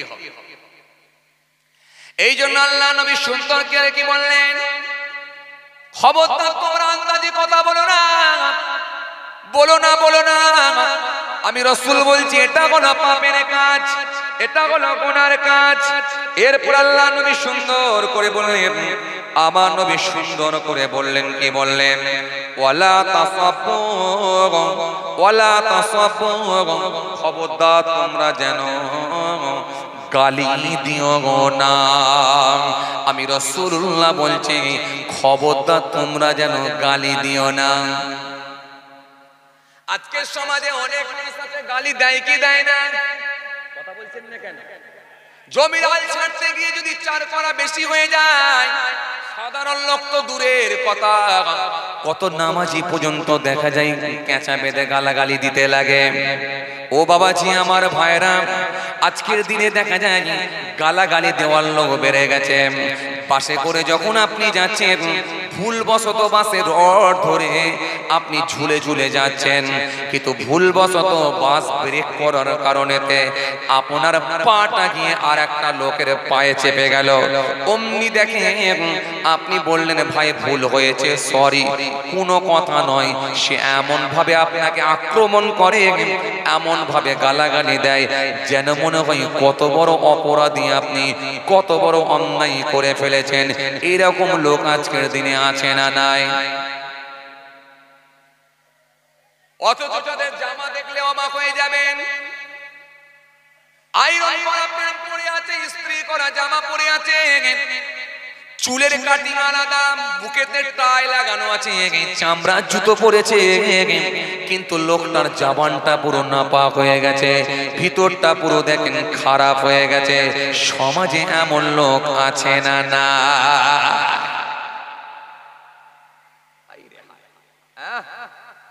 জি যে আল্লাহর মাহবুব বান্দার কাছে গেছে, যে বলে হুজুর আপনি আমাকে একটু বায়াত করে নেন না, হুজুর একটু মুরিদ করেন। হুজুর বললেন বাবা তোমাকে কি মুরিদ করব বলো দেখি, মানুষের যে অবস্থা। বলে সে কি, কি হয়েছে মানুষের?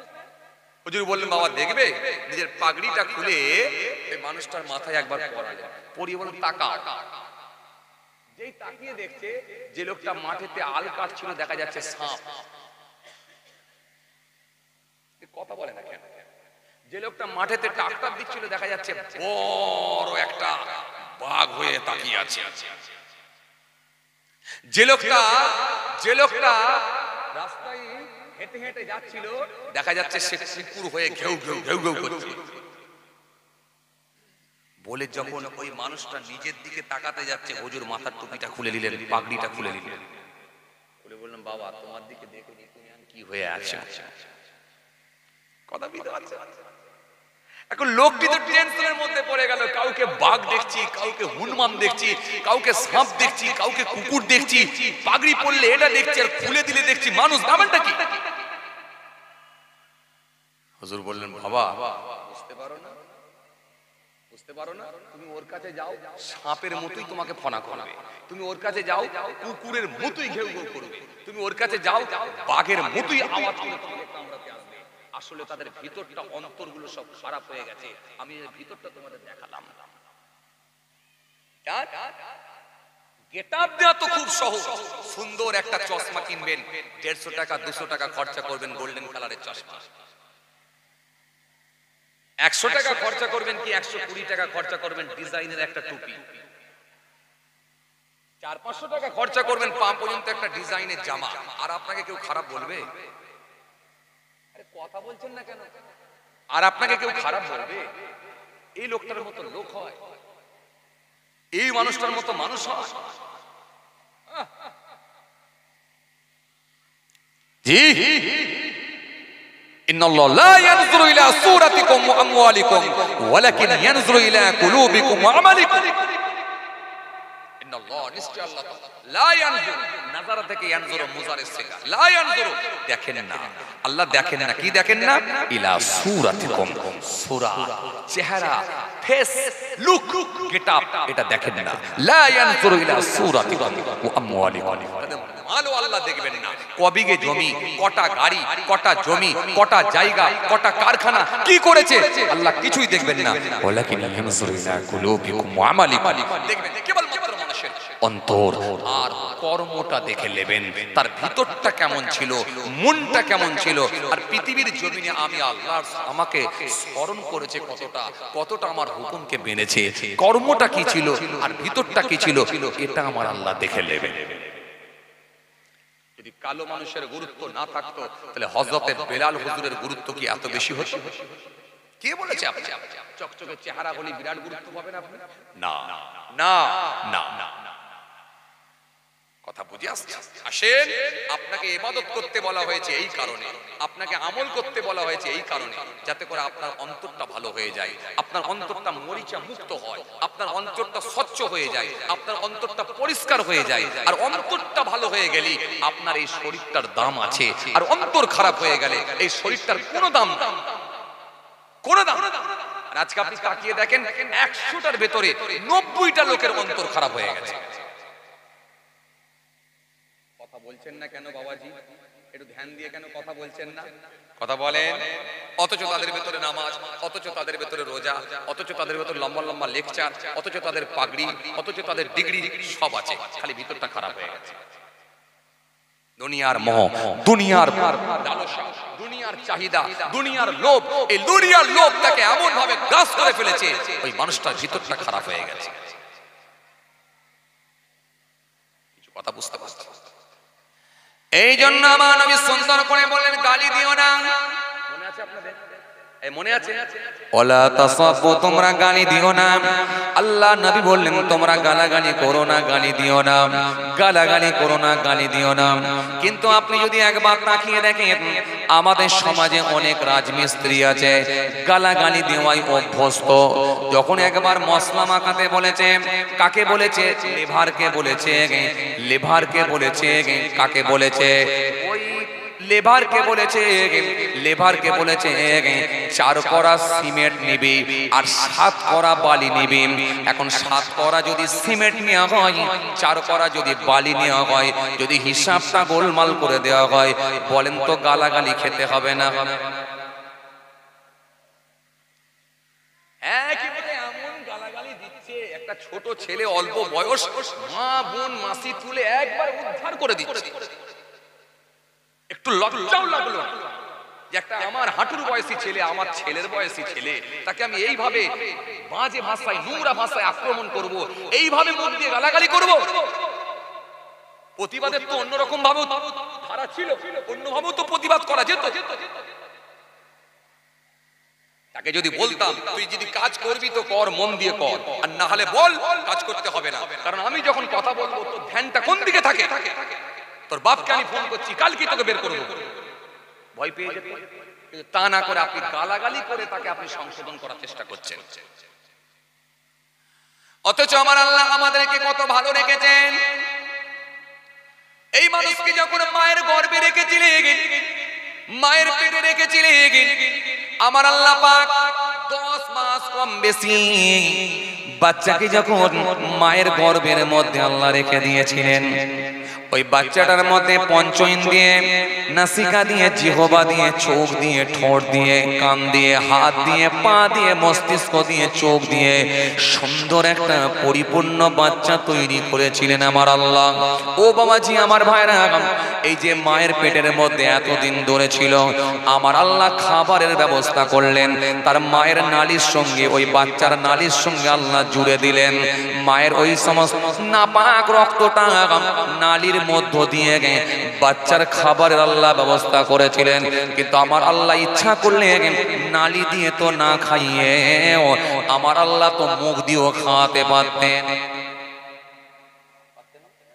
আল্লাহ পারতেন, কথা বলেন না কেন, পারতেন না? কিন্তু আমার আল্লাহ মুখটাকে পবিত্র রাখলেন, পাক রাখলেন।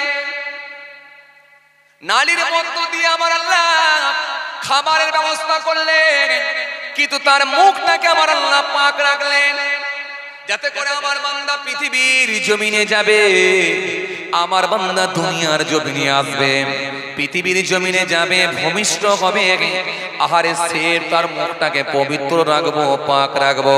এই পৃথিবীর জমিনে গিয়ে তার ঠোঁট দিয়ে, তার মুখ দিয়ে আমি আল্লাহ নামে বারে বারে তাসবিহ পড়বে, আমার রাসূলুল্লাহকে ভালোবেসে দরুদ শরীফ পড়বে, আমি আল্লাহ নামে কলেমা শরীফ পড়বে, আমার হাবিবের নাম নেবে, বেশি বেশি করে কোরআন তেলাওয়াত করবে, আল্লাহ আল্লাহ করে জিকির করবে।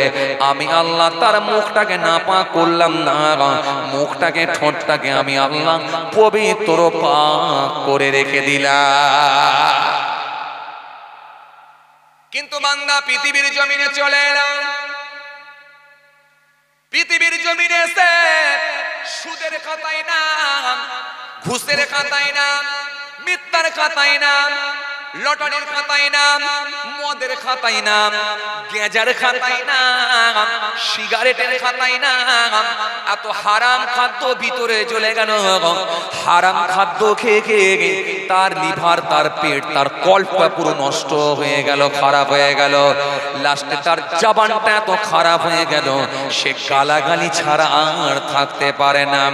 একটা রাজমিস্ত্রির কাজ করলে সেখানেও গালাগালি দেয়, একটা হার্ডওয়ার্সের দোকানে কাজ করলে সেখানেও গালাগালি দেয়, পাশেতে চললে সে ওখানেও গালাগালি দেয়, মাঠেতে যদি ফসল তুলতে যাই তাও গালাগালি দেয়, সবজির দোকানে গিয়ে সবজি কিনতে গেলে সেখানেও গালাগালি দেয়, দোকানে গেলে মুদিখানা সেখানেও গালাগালি দেয়, ক্রিকেট মাঠেতেও গালাগালি দেয়, চায়ের দোকানেও গালাগালি দেয়। অন্তত গালাগালি দেওয়ার যদি কিছুই যদি বিষয় না, সাবজেক্ট না খুঁজে পায়, গালাগালি দেওয়ার কোনো কথাই যদি না পায়, এদের জবান খারাপ হয়ে যাওয়ার কারণেতে অন্তত দেখবেন নিচের নামটাকে বারে বারে লেয়। আমার কথা ধরতে পারছেন? সবাই বুঝতে পারবেন? নিচের নামটাকে দেখবেন বারে বারে লেয়। যে ব্যক্তিটা নিচের নামটাকে বারে বারে নেয়, জানবেন তার কল্প খারাপ হয়ে গেছে, তার লিভার খারাপ হয়ে গেছে, তার ভিতর সব খারাপ হয়ে গেছে। এই জন্য গালাগালি ছাড়া সে থাকতে পারবে না, এই জন্য নিচের নামটাও বারে বারে নিচ্ছে। তার মানে তার মুখটাকে সর্বসময় সে নাপাক করে রাখবে। কিছু লোক আছে দেখবে মুখ দিয়ে নাপাক জিনিসটার নাম সব সময় লেয়। গালাগালির একটা কোর্স থাকে, কোর্স, এই কোর্সটাকে সে কমপ্লিট করে ফেলেছে, গালাগালি ছাড়া সে থাকতে পারে না। এই জন্য আল্লাহ নবী সুন্দর করে বললেন, খবরদার ওয়ালা তাসাব্বু, তোমরা গালাগালি দিও না। আমি নবী বলছি গালাগালি দিও না, গালাগালি করো না, গালাগালি করে নিজের ঠোঁটটাকে খারাপ করে ফেলো না, জবানটাকে খারাপ করে ফেলো না। আমি আল্লাহ বলছি, আমি নবী বলছি গালাগালি করো না। আল্লাহ নবী সুন্দর করে বললেন, তারপরে কি বললেন? আল্লাহ নবী সুন্দর করে বললেন, ওয়ালা তাজাসসু, তোমরা অন্যের দোষ ত্রুটিগুলোকে খুঁজে খুঁজে খুঁজে খুঁজে বের করো না। আমি রাসূলুল্লাহ বলছি তোমরা অন্যের দোষ ত্রুটিগুলোকে খুঁজে খুঁজে খুঁজে খুঁজে বের করো না। কেননা হাদিস পাকের মধ্যে পাওয়া যায়, আল্লাহ নবী বলেছেন, যে ব্যক্তিটা মানুষের দোষগুলোকে ঢেকে রাখবে, কাল কিয়ামতের ময়দানে আমার আল্লাহ তার দোষ ত্রুটিগুলোকে ঢেকে দেবে। জোরে বলতে পারেন না? এখন তো মাইক মাইকে লোকের দোষ ত্রুটি খুঁজে খুঁজে বার করা হচ্ছে। কথা বলছেন না কেন? হ্যাঁ, কিছু মানুষ আছে দেখবেন শুধু মানুষের দোষ খোঁজা অভ্যাস, কথা বলে না। অথচ যদি নিজেকে একবার কোশ্চেন করতো, আমার দোষগুলো খুঁজে বার করি, সব ধরা পড়ে যেতাম। কিন্তু অন্যজনের খালি দোষ খুঁজে বার করে। ও কি করে বাড়ি করলো, ও কি করে জমি করলো, ও কি করে গাড়ি করলো, ও কত টাকা ইনকাম করে, ও কি করে ভালো খাবার খাচ্ছে, সব সময় লোককে নিয়ে ব্যস্ত হয়ে যায়। কিন্তু নিজেকে যদি একবার কোশ্চেন করতো, আমি দোতলা বাড়ি কেমন করে করেছি, আমি গাড়িটা কেমন করে কিনেছি, আমি কি করে কারখানা করেছি, আমি কি করে ইনকাম করছি, যদি নিজের প্রবলেম নিজের দোস্তুগুলোকে খুঁজে খুঁজে বার করত, তাহলে ওই মানুষটা স্বচ্ছ হয়ে যেত, ওই মানুষটা নিজেকে পেয়ে যেত, নিজে কতটা অপরাধী সেটা সে নিজে বুঝতে পারত।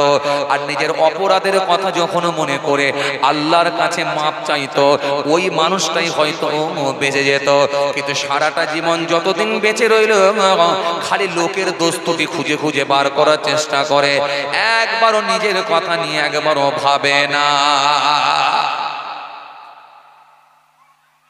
কি কথা ঠিক বলছি না ভুল বলছি? এমনকি কিছু মানুষ আছে দেখবেন, দোষ যদি খুঁজে নাও পায়, প্রতিবেশী লোকেদের দোষ না খুঁজে পেলে শেষে এমনকি ইমাম সাহেবকে পর্যন্ত ছাড়ে। কথা বলে না, মহল্লার ইমামকে পর্যন্ত ছাড়ে না। এমন কিছু লোক আছে, ইমাম সাহেবের কোনো দোষ নাই, ইমাম সাহেবের কোনো দোষ নাই। ইমাম সাহেব কাপড় কাচবেন বলে বেচারা বেলা 11টার সময় একবার মুদিখানা দোকানে গেছেন একটা কাপড় কাচা সাবান কিনতে। আর ওই সময়ে আপনি গেছেন ইমামের কাছে মুরগি জবাই করতে। কথা মনে বোঝেন, বুঝতে পারছেন? ওই সময় আপনি গেছেন ইমামের কাছে মুরগি জবাই করতে, আর ইমাম গেছে কাপড় কাচবে বলে সাবান কিনতে। যখনই দেখেছেন ইমাম নাই, আপনার মাথা গরম। আমার শালা বাবু এলো, আর ইমাম যদি দেখে টাইমে যদি না পায়, তাহলে ইমাম রেখে লাভটা কি হলো? চলো এবারে ইমামের পেছনে খুঁচা মেরে যে কোনো ভাবে তাড়াতে হবে। বলো,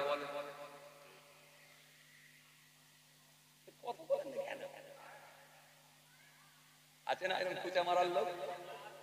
আছে না? আছে। এইবারে মনে মনে ভাবলো, তাহলে কি হবে? ইমাম যদি তাড়াতে হয়, তাহলে কিছু একটা তো খুঁত বার করতে হবে, কিছু কারণ দেখাতে হবে, তবে তো সেক্রেটারি ক্যান্সেল করবে। আরে কথা বলছেন না কেন? চিন্তা করে দেখলো, আমি কি করে ইমাম তাড়াবো? টেনশনের মধ্যে পড়ে গেল। কেন মুরগি জবাই করার সময় ইমাম সাহেবকে পাই না, এই মহল্লায় ইমাম সাহেবকে আর রাখবো না। রাগ তাড়াতে যদি হয় উপযুক্ত কারণ দেখাতে হবে। কি দেখানো যায়? এবারে পিছনে লাগলো ইমাম সাহেব টাইমে নামাজ পড়াই। তখন মনে মনে বললাম, আমি তো নিজেই যাই না ভাই, আমি কেমন করে বুঝবো টাইমে নামাজ পড়াই কিনা? অন্তত চিন্তা করে দেখলো টাইমে কি আজান দেয়, এটা একটু হিসাব করে দেখা যাক। জোহরের ওয়াক্তে দেখা যায় টাইমে আজান, আসরের ওয়াক্তে দেখা যায় টাইমে আজান, মাগরিবের ওয়াক্তে দেখা যায় টাইমে আজান, এশার ওয়াক্তে দেখা যায় টাইমে আজান, ফজরের ওয়াক্তে মনে মনে ভাবলাম আমি তো ঘুমিয়ে যাব। কিন্তু ইমাম আজান দিয়ে চলে গেলে তাহলে সব বেকার হবে। অন্তত এই টাইমটা মোবাইলে অ্যালার্ম দিয়ে রাখতে হবে, টাইমে কি আজান হচ্ছে নাকি দেখতে হবে। কথা কি বুঝতে পারছেন? টাইমে ইমাম যে টাইমে আজান দেবে ফজরের নামাজের আজান, ওই টাইমে দিয়েছে মোবাইলের অ্যালার্ম। একদিন, দুদিন, 3 দিন, 4 দিন, 5 দিন ঠিক টাইমে দেখে আজান হচ্ছে। প্রায় 16 দিনের মাথায় দেখা যায় ফজরের আজান দিতে 5 মিনিট লেট হয়েছে। বলে এই তো সুযোগ পাওয়া গেছে। সেক্রেটারিকে গিয়ে বলল, সেক্রেটারি সাহেব, ইমাম সাহেবকে রেখে আল্লাহ কি হবে? সব সময় টাইমে আজান দিতে পারে না, লেটে আজান দেয়। ইমাম সাহেব তো টাইমে আজান দেয় না, লেটে দেয়। সেক্রেটারি চিন্তা করে বলল, ভাই আমি তো মসজিদে যাই না, আমি জানবো কেমন করে ভাই?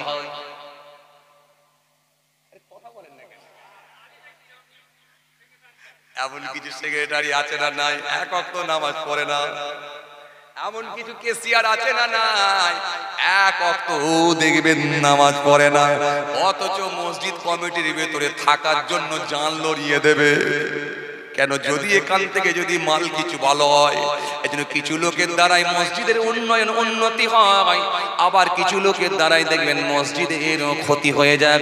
কিন্তু এই মানুষগুলোর হারাম হালালের জ্ঞান না থাকার কারণে কমিটির ভেতরে ঢোকা যাওয়ার জন্য লাফালাফি লাগিয়ে দেয়। যদি এদের হারাম হালাল যদি জ্ঞান থাকতো আর শরীয়ত যদি বুঝতো, তাহলে বলতো অন্যজন দায়িত্ব লিখ, আমি মসজিদ কমিটির দায়িত্ব নেব না। কেন? এত সাংঘাতিক দায়িত্ব যদি আমি পালন না করতে পারি, আমার মালিকের কাছে ধরা পড়ে যাব। সুতরাং আমাকে ওই দায়িত্ব দিও না, অন্যজনকে দাও। এই মসজিদ কমিটির দায়িত্বের মধ্যে সে থাকতো না, যদি তার মধ্যে দিন থাকতো। কিছু কথা বুঝতে পারছেন? ব্যাস, কথা বোঝাতে চাইছিলাম। এবারে বাড়াতে হবে। সেক্রেটারি বলল, ভাই আমি তো নামাজ পড়ি না, টাইমে আজান হয় কিনা তাও আমি জানি না। কেসিয়ার বলছে আমিও তো নামাজ পড়ি না, টাইমে আজান হয় কি আমি জানি না।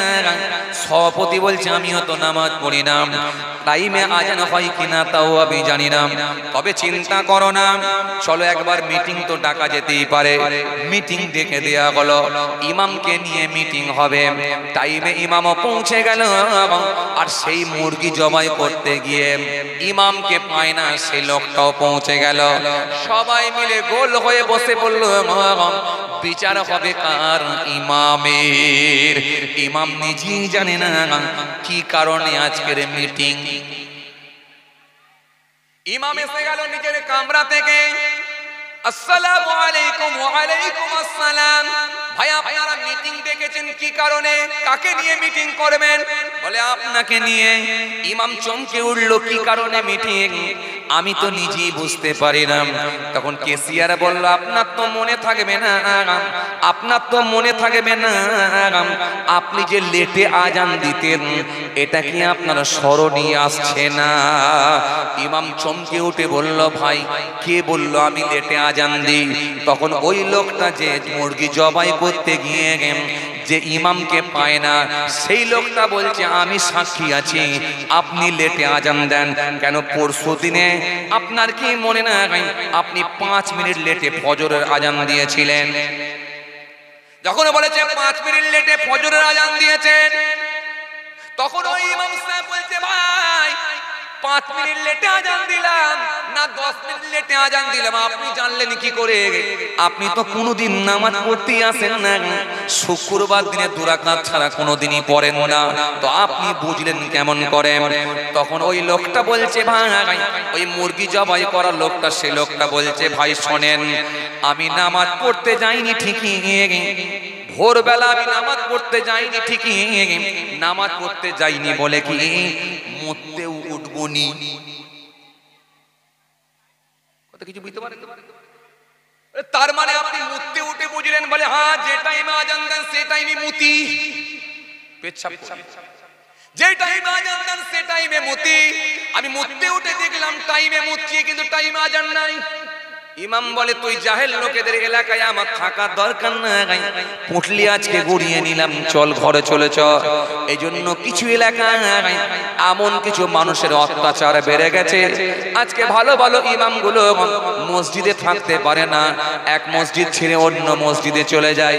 অথচ আপনি যদি দেখেন অবাক হয়ে যাবেন, ইমামের মতো কম পয়সায় কম বেতনে চাকরি করার দ্বিতীয় লোক দেখাতে পারবেন না। আপনার ছেলে 25,000 টাকা ইনকাম করে, আপনি বারবার ফোনে বলছেন 2 বছর হয়ে গেল আর একটু বাড়াতে বলো, 3 বছর হয়ে গেল আর একটু বাড়াতে বলো। অথচ আপনি দেখেন ইমাম সাহেবকে সেই 4,000 টাকা 3,500 টাকা বেতন দেন। একবারও বললেন না পেট্রোলের দাম ওপরে উঠছে, ডিজেলের দাম ওপরে উঠছে, বেগুন কিনতে গেলে 100-র উপরে হয়ে গেছে, টমেটো কিনতে গেলে 100-র উপরে হয়ে গেছে, শশা কিনতে গেলে, ক্ষীরে কিনতে গেলে 100-র কাছাকাছি হয়ে গেছে। ইমামের 3,500 টাকা বেতনে কেমন করে হবে? চলো 50 করে দিতাম আমরা, 3,500 হতো। মাসে 100 করে দাও, অন্তত 5,000 টাকা করে দেয়া হোক। এটা নিয়ে একবারও ভাবলেন না, বরং ইমাম তারাবার জন্য লাফালাফি করেন। আপনার মতো বদমাশ লোক আমার আল্লাহর কাছে ধরা পড়বে, আমার আল্লাহ সেদিনে ছাড়বে না। এই যে রাসূলুল্লাহ বললেন, তোমরা মানুষের খুঁত খুঁজে খুঁজে বেরোবে না। কথা বুঝতে পারছেন? আমি নবীর হাদিস কিন্তু ছাড়িনি, সেই একটা হাদিস ধরে আপনাদের সামনে একটা একটা করে ক্লিয়ার করে বুঝাচ্ছি, আপনাদের বুঝতে সুবিধা হয়। মানুষের দোষ খুঁজে বের করে, কিন্তু এই দোষ কিসের? ইমাম ছিল না সেদিনে, আমি মুরগি জবাই করতে গিয়েছিলাম। যদি তাকে ঘুরিয়ে ধরা হয়, ভাই তোর তো 42 বছর বয়স হয়ে গেল, তুই নিজে কেন মুরগি জবাই করতে? তুই তো তাস খেলা শিখেছিস, ক্যারাম বোর্ড খেলা শিখেছিস, গেঁজার টান মারতে হয় কেমন করে তা শিখেছিস, পরের মাল কি করে আত্মসাৎ করতে হয় সেটা শিখেছিস, বউকে মহিলা সমিতির হেড কেমন করে বানাতে হয় সেটা শিখেছিস, আর জমির হাল কেটে কেটে কেমন করে বাড়াতে হয় সেটা শিখেছিস। মারা তো তোকে দরকার, 42 বছর হয়ে গেল, এখনো মুরগি জবাই করা কেন শিখলি না? কথা বলছেন না? তাহলে মারা দরকার ছিল, পেটা দরকার ছিল ওকে, এলাকা থেকে বয়কট করা দরকার ছিল ওকে। তোর 42 বছর বয়স হয়ে গেল, কেন মুরগি জবাই করতে পারবি না? তোর 42 বছর বয়স হয়ে গেল, কেন মসজিদে আজান দিতে পারবি না?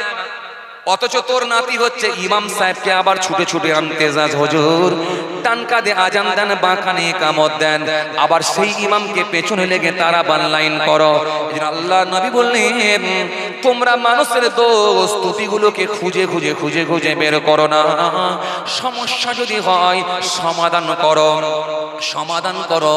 আল্লাহ কোরআনের মধ্যে বললেন, ও আমার মুমিন বান্দারা শোনো, ইন্নামাল মুমিনুনা ইখওয়াতুন ফাসলিহু বাইনা আখওয়াইকুম ওয়াত্তাকুল্লাহ লাআল্লাকুম তুরহামুন।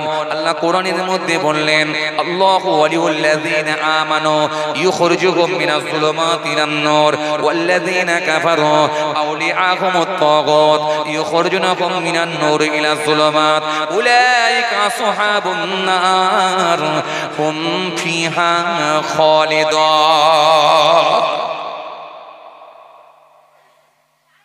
কষ্ট হচ্ছে আপনাদের? বলছি কষ্ট হচ্ছে আপনাদের?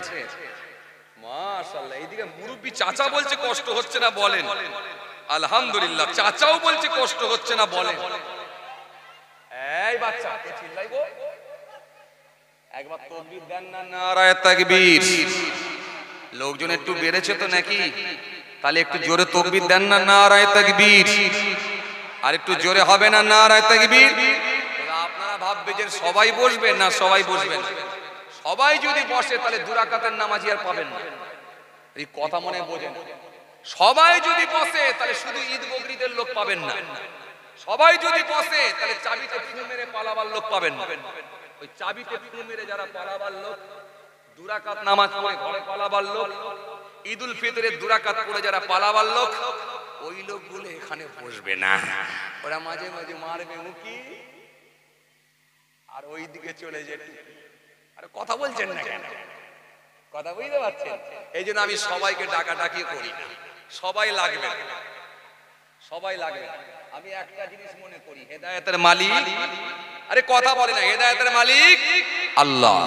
আল্লাহ যাকে হেদায়েত দেবে সেই হবে, সবাই কিন্তু হবে না।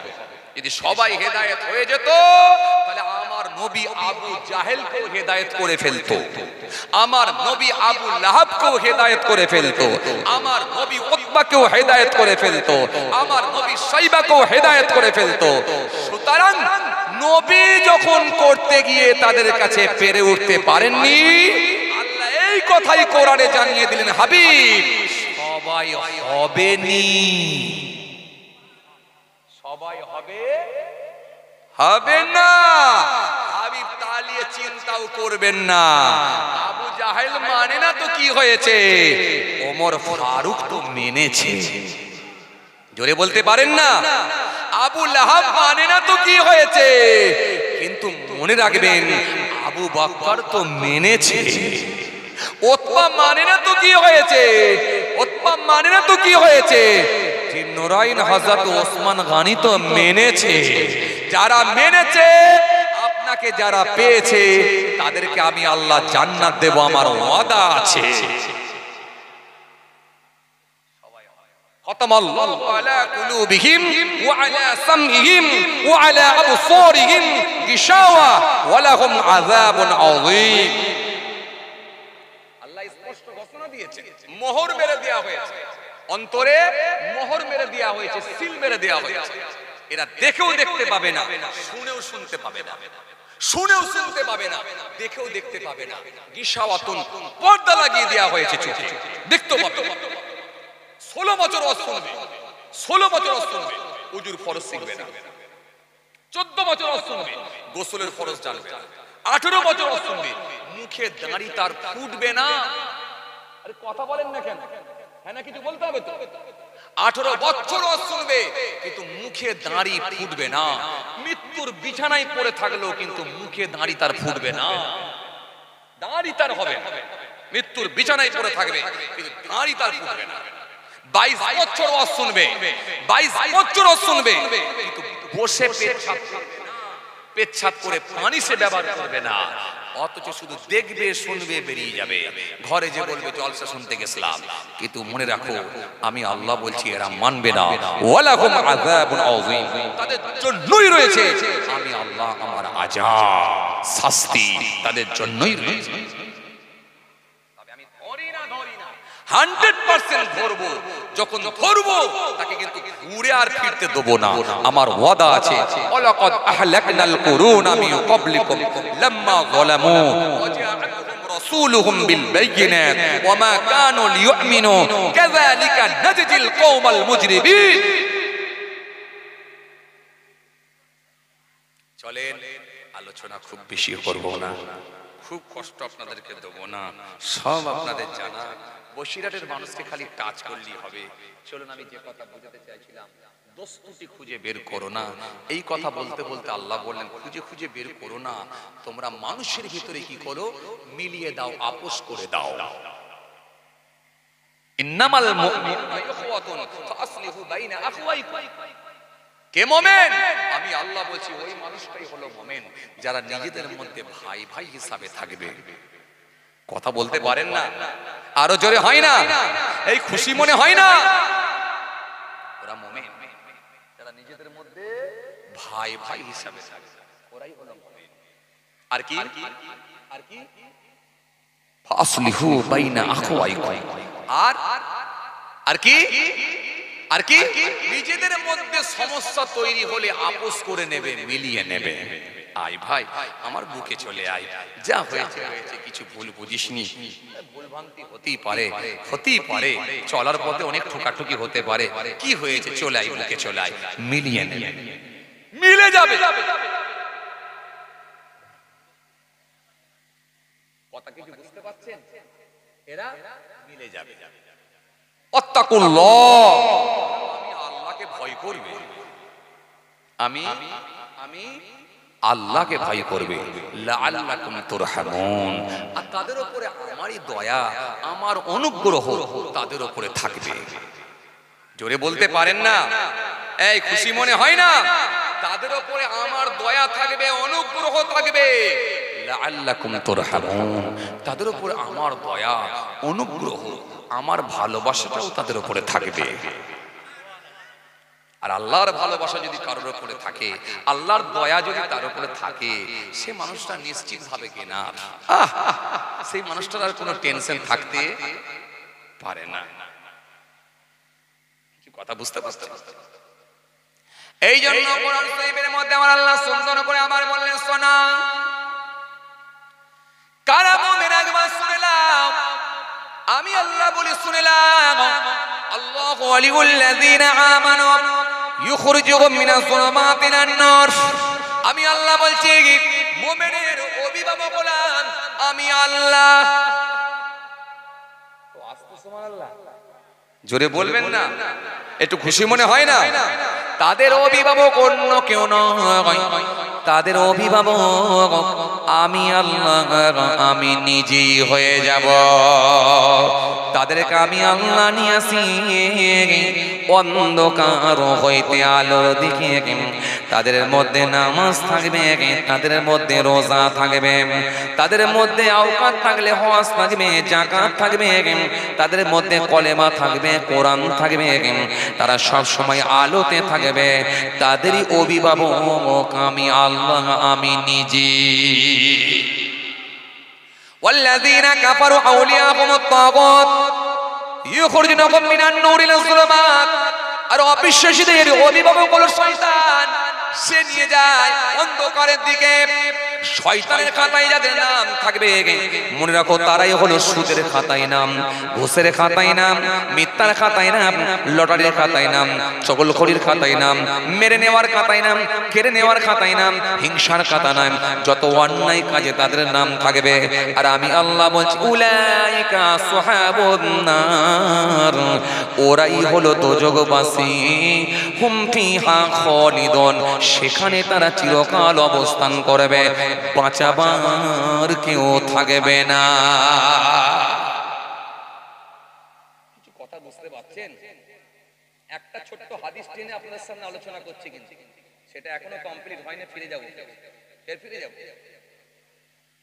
এই কথা বলতে বলতে আমি এতদূর চলে এসেছি।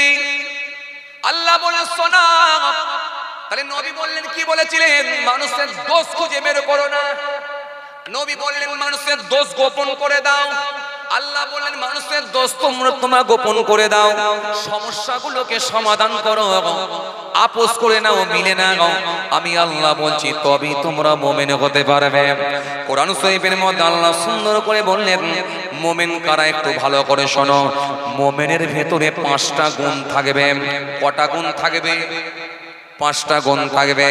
এক নম্বরে হলো, নাম্বার 1 হলো, এক নম্বর হলো মুমিন যখন আমি আল্লাহ আমার নাম শুনবে, আমার নাম শোনার সাথে সাথে তার অন্তর খালা কেঁপে উঠবে, তার ভেতরে একটা আমি আল্লাহ আমার ভয় ভীতি থাকবে। এই ভয়টা সব জায়গায় থাকবে। রাতে যেমন ভয়, দিনে তেমন ভয়, রাস্তায় যেমন ভয়, গাড়িতে যেমন ভয়, বাড়িতে তেমন ভয়, সব জায়গায় একটাই ভয়। কিসের ভয়? ইন্নাল্লাহা কানা সামিয়াম বাসীরা, আমার আল্লাহ সবকিছু দেখছেন, শুনছেন। আমার আল্লাহ সবকিছু দেখতে পান, শুনতে পান, তিনাকে লুকাতে পারবো না। এই ভয়টা ভেতরে থাকবে কার? মুমিনের। দ্বিতীয় নম্বরে 2 নম্বর কি? আল্লাহ বললেন ওরাই হবে মুমিন। শুনে রাখো, আমি আল্লাহ বললি শোনো, মুমিন হবে ওরা যাদের সামনে আমার কোরআন শরীফ তেলাওয়াত হবে। আমি আল্লাহর কালাম শরীফ যখন তেলাওয়াত হবে তাদের জানটা ঠান্ডা হয়ে যাবে, তাদের ঈমানটা তাজা হয়ে যাবে, তাদের ঈমানটা বৃদ্ধি পাবে, ঈমানটা বেড়ে যাবে। তারা চায়ের দোকানে গিয়ে সময় নষ্ট করবে না, 2 ঘন্টা টাইম চায়ের দোকানে কাটাবে না, 1.5 ঘন্টা টাইম বাজারে গিয়ে কাটিয়ে দেবে না। সময় যদি পাই একটু মক্তবে চলে যাবে, সময় যদি পাই একটু মক্তব মাদ্রাসায় গিয়ে হাফেজ সাহেব বাচ্চাদেরকে কোরআন তেলাওয়াত করছে, পড়াচ্ছে, ওই মানুষটা বসে বসে শুনবে আল্লাহ আমি কোরআন পড়তে জানি না, কিন্তু তোমার কোরআন শুনছি, জানটা আমার ঠান্ডা হয়ে যাচ্ছে, তার ঈমানটা তাজা হয়ে যাবে। আমি আল্লাহ বলছি এটা হলো তার 2 নম্বর আলামত, 2 নম্বর লক্ষণ। এত সহজ, এত সহজ। আমরা টুপি মেরে টুপি পরে ফেললি, জুব্বা পরে ফেললি, লুঙ্গি পরে ফেললি, বলছি আমরা ভালো মানুষ হয়ে গেছে। কথা বলছেন না কেন? আমি এর ভেতর থেকে যদি তুলি বহু লোক বেরোবে মুরতাদ, এর ভেতর থেকে যদি তুলি বহু লোক বেরোবে ফাসিক, এর ভেতর থেকে যদি তুলি বহু লোক বেরোবে মুনাফিক, এর ভেতর থেকে যদি তুলি বহু লোক বেরোবে মুরতাদ, এর ভেতর থেকে যদি তুলি বহু লোক বেরোবে বেঈমান। চ্যালেঞ্জ করলাম আপনাকে, প্রমাণ করে দেব। এত সহজ। খালি জলসার দিনে টুপি পরে এসে বসে পড়লি আমার ভালো লোক হয়ে গেল। অত সহজ। ভালো লোক, ভালো লোক কে? এই জায়গাটা বলে দেবে, ভিতরটা বলে দেবে আপনি ভালো লোক কতটা হতে পেরেছেন। অন্যজন বলবে না, আপনাকে নিজেকে বলতে হবে আপনি কতটা ভালো হতে পেরেছেন। কি গো বাবাজি, রাগ টাগ হয়ে যাচ্ছে নাকি? আরে কথা বলছেন না কেন? মাশাআল্লাহ মাশাআল্লাহ মাশাআল্লাহ, তওবা তওবা। বিশ্বাস করেন আমি আপনাদেরকে বলি না, আপনাদের সঙ্গে আমার কোনো রাগারাগি নেই। বিশ্বাস করেন, মাত্র কয়েক ঘন্টার মেহমান আপনারা ভালোবেসে নিয়ে এসেছেন। তওবা আমি আপনাদেরকে বলতে পারি, আমি বর্তমান সিচুয়েশন, বর্তমান অবস্থার দিকে লক্ষ্য করে বলছি। কথা ঠিক কি না? কটা লক্ষণ হলো বলেছিলাম? কটা? এই আওয়াজ করে বলুন, কটা বলেছিলাম? দুটো লক্ষণ হলো। 3 নম্বরে তৃতীয় নাম্বার কি? 3 নম্বরে তৃতীয় নাম্বারে কি? আমি আল্লাহ বলি শোনো, 3 নাম্বার তৃতীয় নাম্বার হলো ভালো মানুষ, ইমানদার মুমিন হবে ওরা। আমি আল্লাহ বলছি শোনো, কারা? যারা সর্বসময় ভরসাটা আমি আল্লাহ আমার উপরই করবে। চাচাকে গিয়ে যদি বলা হয় চাচা বিবিসি পানি ছেড়েছে, চাচা বলবে আল্লাহ ভরসা, আল্লাহ আছে। কথা বলেন না কেন? কার বাড়িতে উঠবো এটা নিয়ে চাচা ভাববে না। আমার মাল মেটেরিয়ালস, আমার লাগেজ গুলোকে, ব্যাগ গুলোকে কার বাড়িতে গিয়ে তুলবো এটা ভাববে না। চাচা প্রথমে উত্তর দেবে আল্লাহ ভরসা, আল্লাহ আছে। চাচাকে যদি বলা হয় চাচা আইলা ঝড় আসছে, শুনেছো গো চাচা, নিউজ দেখছিলাম আইলা ঝড় হবে, তুমি জানো? চাচা বলবে না বাবা আমি জানি না, আমি বড় মোবাইল চালাই না, আমি চোখেও ভালো দেখতে পাই না, খবরের কাগজও পড়তে পারি না, আমি তো কিছুই জানি না। তখন বলবে চাচা আইলা ঝড় আসছে, চাচা কি করবে? তোমার মাটির বাড়ি, টিনের চাল। চাচা বলবে বাবা আল্লাহর উপরে ভরসা করে আছি, তিনি যেটা করবে সেটাই আমি মেনে নেব। আবার আল্লাহ বললেন এইটাই হলো ইমানদার, যার ভরসা আমি আল্লাহর উপরই থাকবে। খাজা গরিবে নামাজ এই ভরসা করেছিল, ওয়াইসকুরুনি হুজুর এই ভরসা করেছিল, মুজাদ্দিদ আল-ফাসানি হুজুর এই ভরসা করেছিল, সুফি ফাতেওয়ালি ওয়াইসি হুজুর এই ভরসা করেছিল, ফুরফুরা শরীফ পীর আবু বকর সিদ্দিক দাদা হুজুর কেবলা এই ভরসা করেছিলেন, 5 হুজুর কেবলা এই ভরসা করেছেন, বসিরাত আল্লামা রুহুল আমিন রাহমাতুল্লাহ এই ভরসা করেছেন। কোন নেতার উপরে ভরসা করে না। আরে কথা বলছেন না কেন? আজ তো সাধারণ মানুষ নেতা নেতা কি, ওরে বাপ রে বাপ, কত বক্তা কত হুজুর দেখছি নেতা নেতা করে আসছে। আরে কথা বলেন না কেন? আরে বাপ রে বাপ, হুজুরের পকেটে যদি 2 পকেটে 2টো নেতা থাকে না, হুজুরকে আর কে ঠেকাবে? কোথায় আমরা? ইমান কোথায়? রাগ হয়ে যাচ্ছে আপনাদের না? এই রাগ হয়ে যাচ্ছে ভাইরা আমার, বন্ধুরা আমার, সাথী মহব্বতের ভাইরা, ভুল বুঝবেন না, এই ঈমান। এই কথা বলতে গিয়ে আমি একটা ওয়াজ করতে করতে চলে এসেছিলাম। কি বলেন দেখিনি? আপনারা ভুলে গেছেন। কি বলেন দেখিনি? আপনারা ভুলে গেছেন। কি বলেন দেখিনি? ভুলে গেছেন? ভুলে গেছেন? ভুলে গেছেন? ভুলে গেছেন?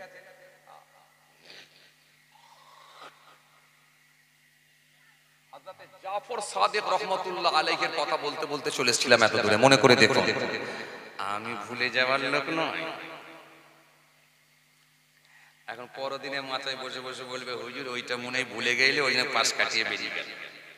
ওই যে বলছিলাম না আন্দাজে কথা বলবে, সে ডোজে দিয়ে দিয়েছি। এই ওয়াজটা করতে করতে আমি চলে এসেছিলাম। কে? হুজুরের উপরে হিংসা বেড়ে গেল। কার? খলিফা মানসুরের। এই মনে আছে কোথায়? বাগদাদের জমিনে, বাগদাদের সিংহাসনে যখন খলিফা মানসুর আরোহণ করেছিলেন, তখন হুজুরের উপর ঈর্ষা হিংসা বেড়ে গেল। কেন? হুজুরের জনপ্রিয়তা দেখে। হুজুরের কাছে মানুষজন ছুটে ছুটে আসে, হুজুরের ইজ্জত সম্মান দেখে বাদশা রাগ হয়ে গেল, রাগান্বিত হলো বাদশা। উজিরকে ডেকে বলল, উজির শোনো, আজকে জাফর সাদিক আছে বলে আমার সম্মান কমে যাচ্ছে, মানুষজন আমার কাছে ঠিকঠাক ভাবে আসছে না। জাফর সাদিক আছে বলে মানুষজন আমার কাছে ভিড় জমাচ্ছে না, হযরতে জাফর সাদিকের কাছে চলে যাচ্ছে। এ উজির শোনো, জাফর সাদিককে তুমি ডেকে নিয়ে এসো, আমি খলিফা মানসুর জাফর সাদিককে আমি হত্যা করব, কতল করে দুনিয়া থেকে তার নাম নিশানাটা মিটিয়ে দেব। কিছু কথা বুঝতে পারছেন? এই 3 নম্বরে কার বল করে ভরসা থাকবে বলেছিলাম? কার উপরে? এই ভালো করে বুঝে রাখবেন, কার উপরে? আল্লাহর উপরে। এটা বলতে গিয়ে এত দূর চলে এসেছিলাম। খেয়াল কর, ও খেয়াল কর, ও ধ্যান দেন, ও খেয়াল কর। হযরত জাফর সাদিককে আমি হত্যা করব।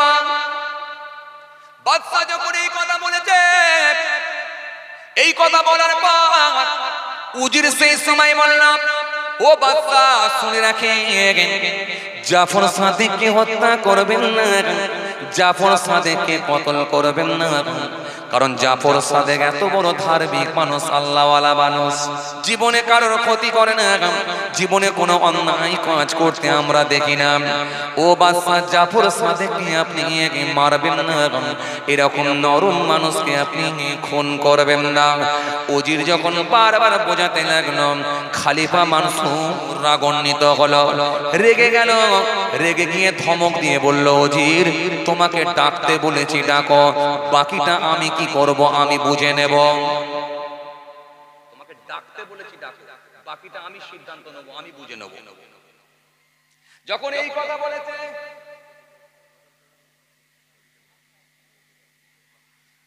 দুটো একটা গজল বলতে হবে।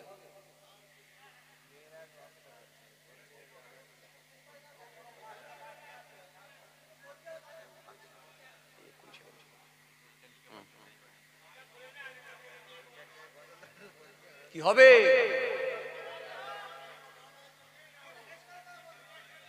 আচ্ছা পুরোটা শেষ করেন। আচ্ছা ঠিক আছে, খুব খেয়াল করেন, আমি শর্টে ছেড়ে দেবো, ভালো করে খেয়াল করেন, খুব লক্ষ্য করেন, খেয়াল করেন। উজিরকে যখন ধমক দিয়েছে, ধমক দেওয়ার সাথে সাথে উজির নিরুপায় হয়ে হযরত জাফর সাদিক রহমাতুল্লাহ আলাইহি হুজুরের কাছে গিয়ে পৌঁছালেন। ও আল্লাহর মাহবুব বান্দা, ও আল্লাহর খাস বান্দা, চলুন চলুন, বাদশা মানসুর আপনাকে ডেকেছেন। আল্লাহর মাহবুব বান্দার কোনো ভয় নাই, আল্লাহর ওলি বান্দা মাহবুব বান্দাদের কোনো টেনশন নাই। আল্লাহর মাহবুব বান্দা গায়ে জুব্বা পরে ফেললেন, মাথায় পাগড়ি খানা লাগিয়ে দিলেন, হুজুর গুটি গুটি গুটি গুটি পায়ে খলিফা মানসুরের দরবারে যাবেন বলে প্রস্তুতি নিলেন, প্রিপারেশন নিলেন। শুনছেন আপনারা? প্রস্তুতি নিলেন বাদশার দরবারে যাবেন। আর এইদিকে বাদশা রেডি করে ফেললো জল্লাদকে।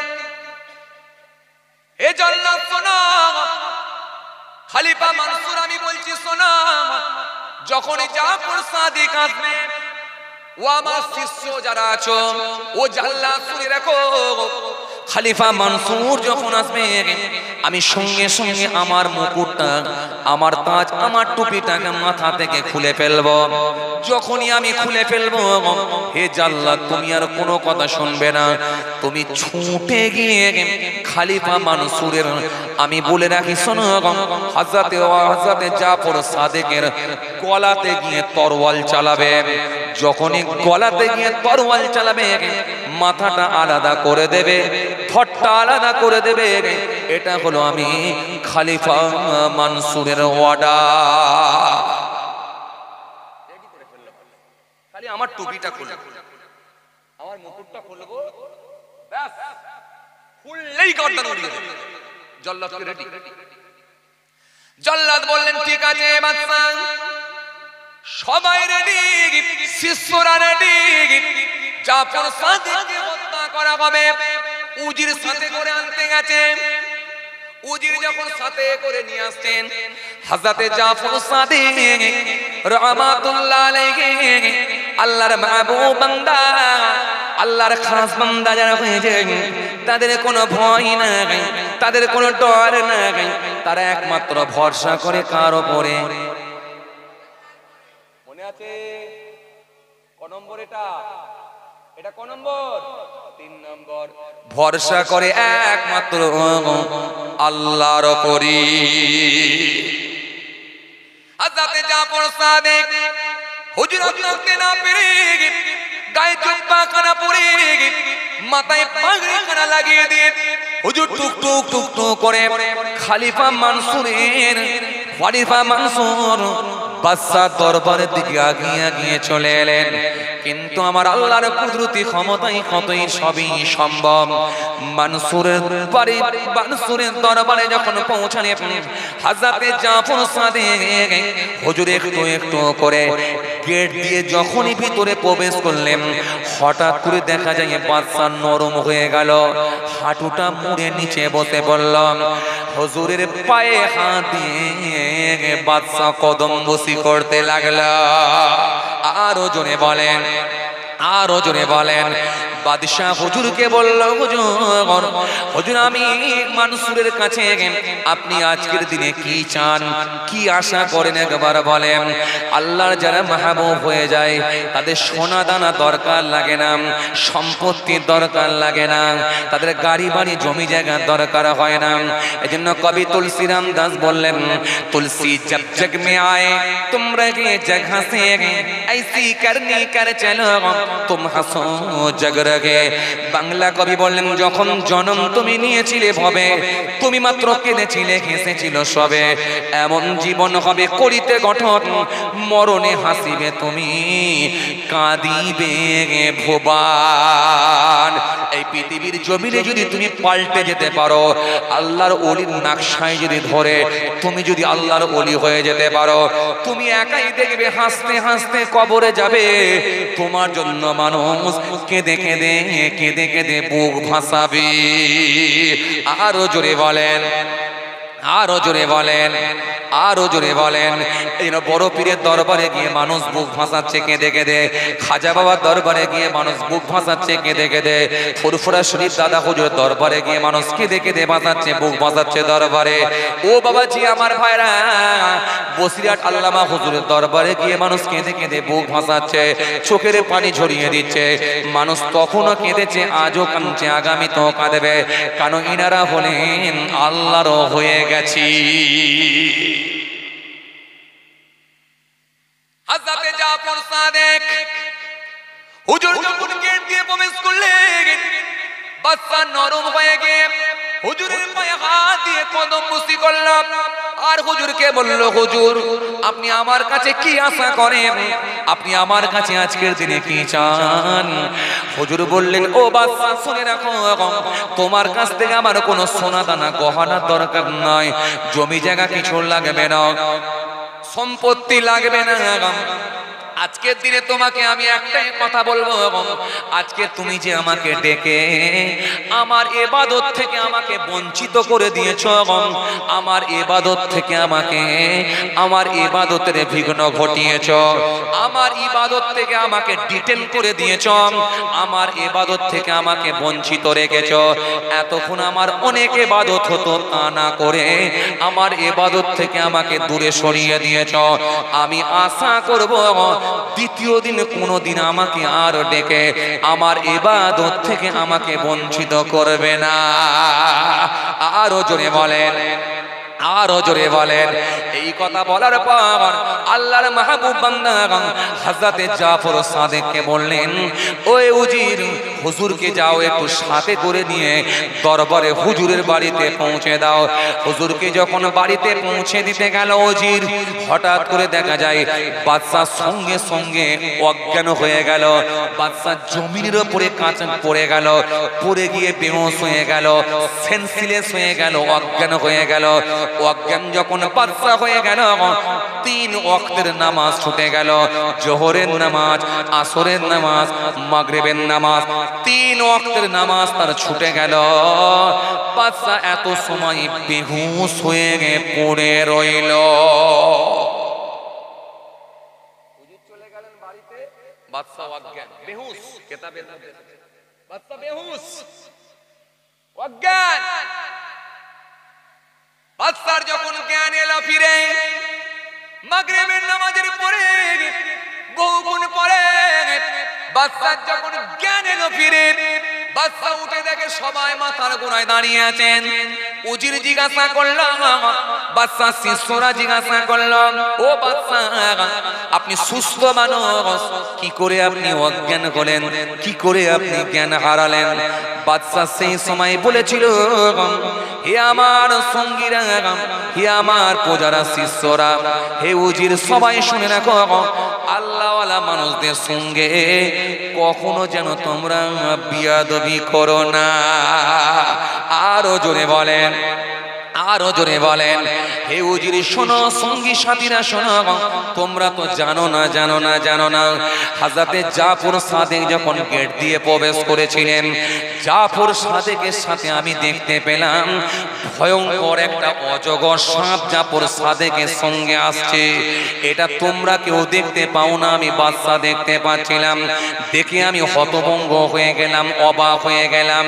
ওই সাপটা আমাকে মাথা হিলিয়ে হিলিয়ে যেন বোঝাতে লাগলো, এ ওয়ে বাদশা, হে মনসুর শুনে রাখো, আল্লাহর ওয়ালা, আল্লাহর মাহবুব বান্দা জাফর সাদেকের যদি কোনো ক্ষতি করো, আমি তোমাকে ছাড়ব না, আমি তোমাকে এখনই দংশন করে এই পৃথিবী থেকে তোমার নাম নিশানা মুছে দেব।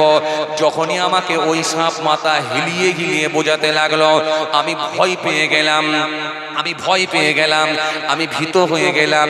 হুজুরের পায়ে হাত দিয়ে কদম বসি করে হুজুরকে সসম্মানের সঙ্গে ফিরিয়ে দিলাম।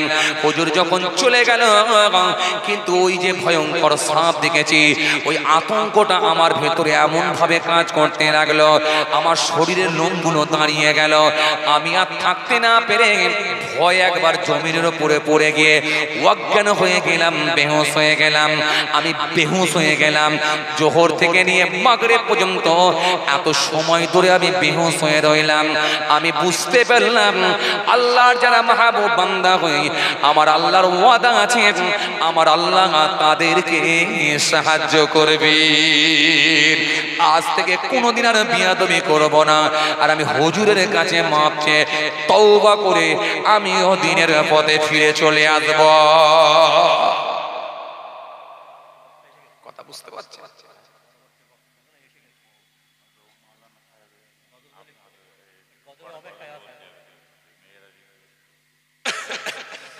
কথা বুঝতে পারছেন? তাহলে আল্লাহওয়ালা মানুষ যারা, মুমিন যারা হবে, তারা ভরসা কার উপরে করবে? এই কার উপরে? এটা ছিল 3 নম্বর। 4 আর 5 এই দুটো বাকি রয়ে গেল। কেন? আমি বলেছিলাম 5টা, তাই না? বলেছিলাম 5টা। আর ওখানে একটা হাদিস বলতে বলতে চলে এসেছিলাম। কথা বলেন তো। ধারণা করো না, গালি দিও না, মানুষের দোষ করো না। এরপরে আর কতগুলো কথা আছে, আর 2-3টে কথা আছে, সেটা সময়ের দিকে লক্ষ্য করে আমি আর বলতে পারলাম না। আল্লাহ যদি ফের কোনো সুযোগ দেয় ইনশাআল্লাহ আলোচনা হবে। আর এখানে কটা বলেছিলাম? বলেছিলাম 3টে, কিন্তু হবে কটা? 5টা। দুটো বাকি। মুমিনের মধ্যে 5টা লক্ষণ দেখা যাবে, তার মধ্যে 3টা আমি বলেছি, কিন্তু মনে রাখতে পারলে আমার দোষ নেই। 3টে কিন্তু বলে দিয়েছি, আর দুটো রয়ে গেছে। ইনশাআল্লাহ অন্যদিনে হবে। এখন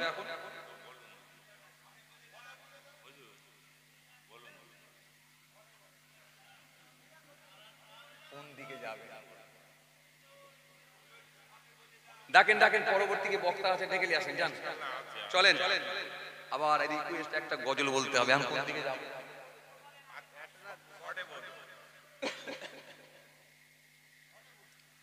শর্টে বলে দেন।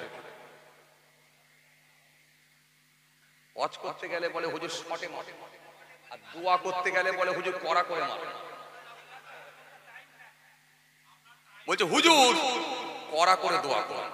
আমি ছেলেটাকে বললাম, ভাই এতদিন ধরে তো সেই সূরা ফাতিহা শরীফ, সূরা ইখলাস শরীফ, সূরা নাস শরীফ, আয়াতুল কুরসি শরীফ, এ তো আমার বাপও সে ফুল দিয়েছে, নানাও দিয়েছে, দাদাও দিয়েছে, আমিও দিচ্ছি। আর তোদের সময় আবার শুনছি কড়া করে মারতে হবে। কড়াটা কি বল দেখি? কড়া করে মারে। বিপদে পড়েছি আল্লাহ। কথা বুঝছেন না?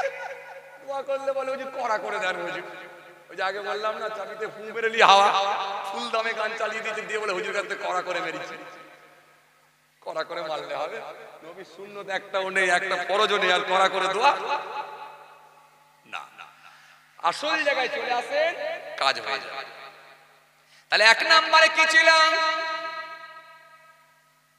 বসো না ভাই, চলে যাওয়ার থেকে দাঁড়িয়ে থাকা ভালো, আর দাঁড়িয়ে থাকার থেকে বসে পড়া ভালো। এই তো মাশাআল্লাহ, এই তো বসছে। বসো না ভাই, চলে যাওয়ার থেকে দাঁড়িয়ে থাকা ভালো, দাঁড়িয়ে থাকার থেকে বসে পড়া ভালো। একটু আগে আগে আসেন, মাশাআল্লাহ লোকজন বেড়েছে আলহামদুলিল্লাহ। একটু আসেন, ওরাও বসবে, ওরাও বসবে। একটু আগে আগে আসেন তো, একবার দরুদ শরীফ আল্লাহুম্মা সাল্লি আলা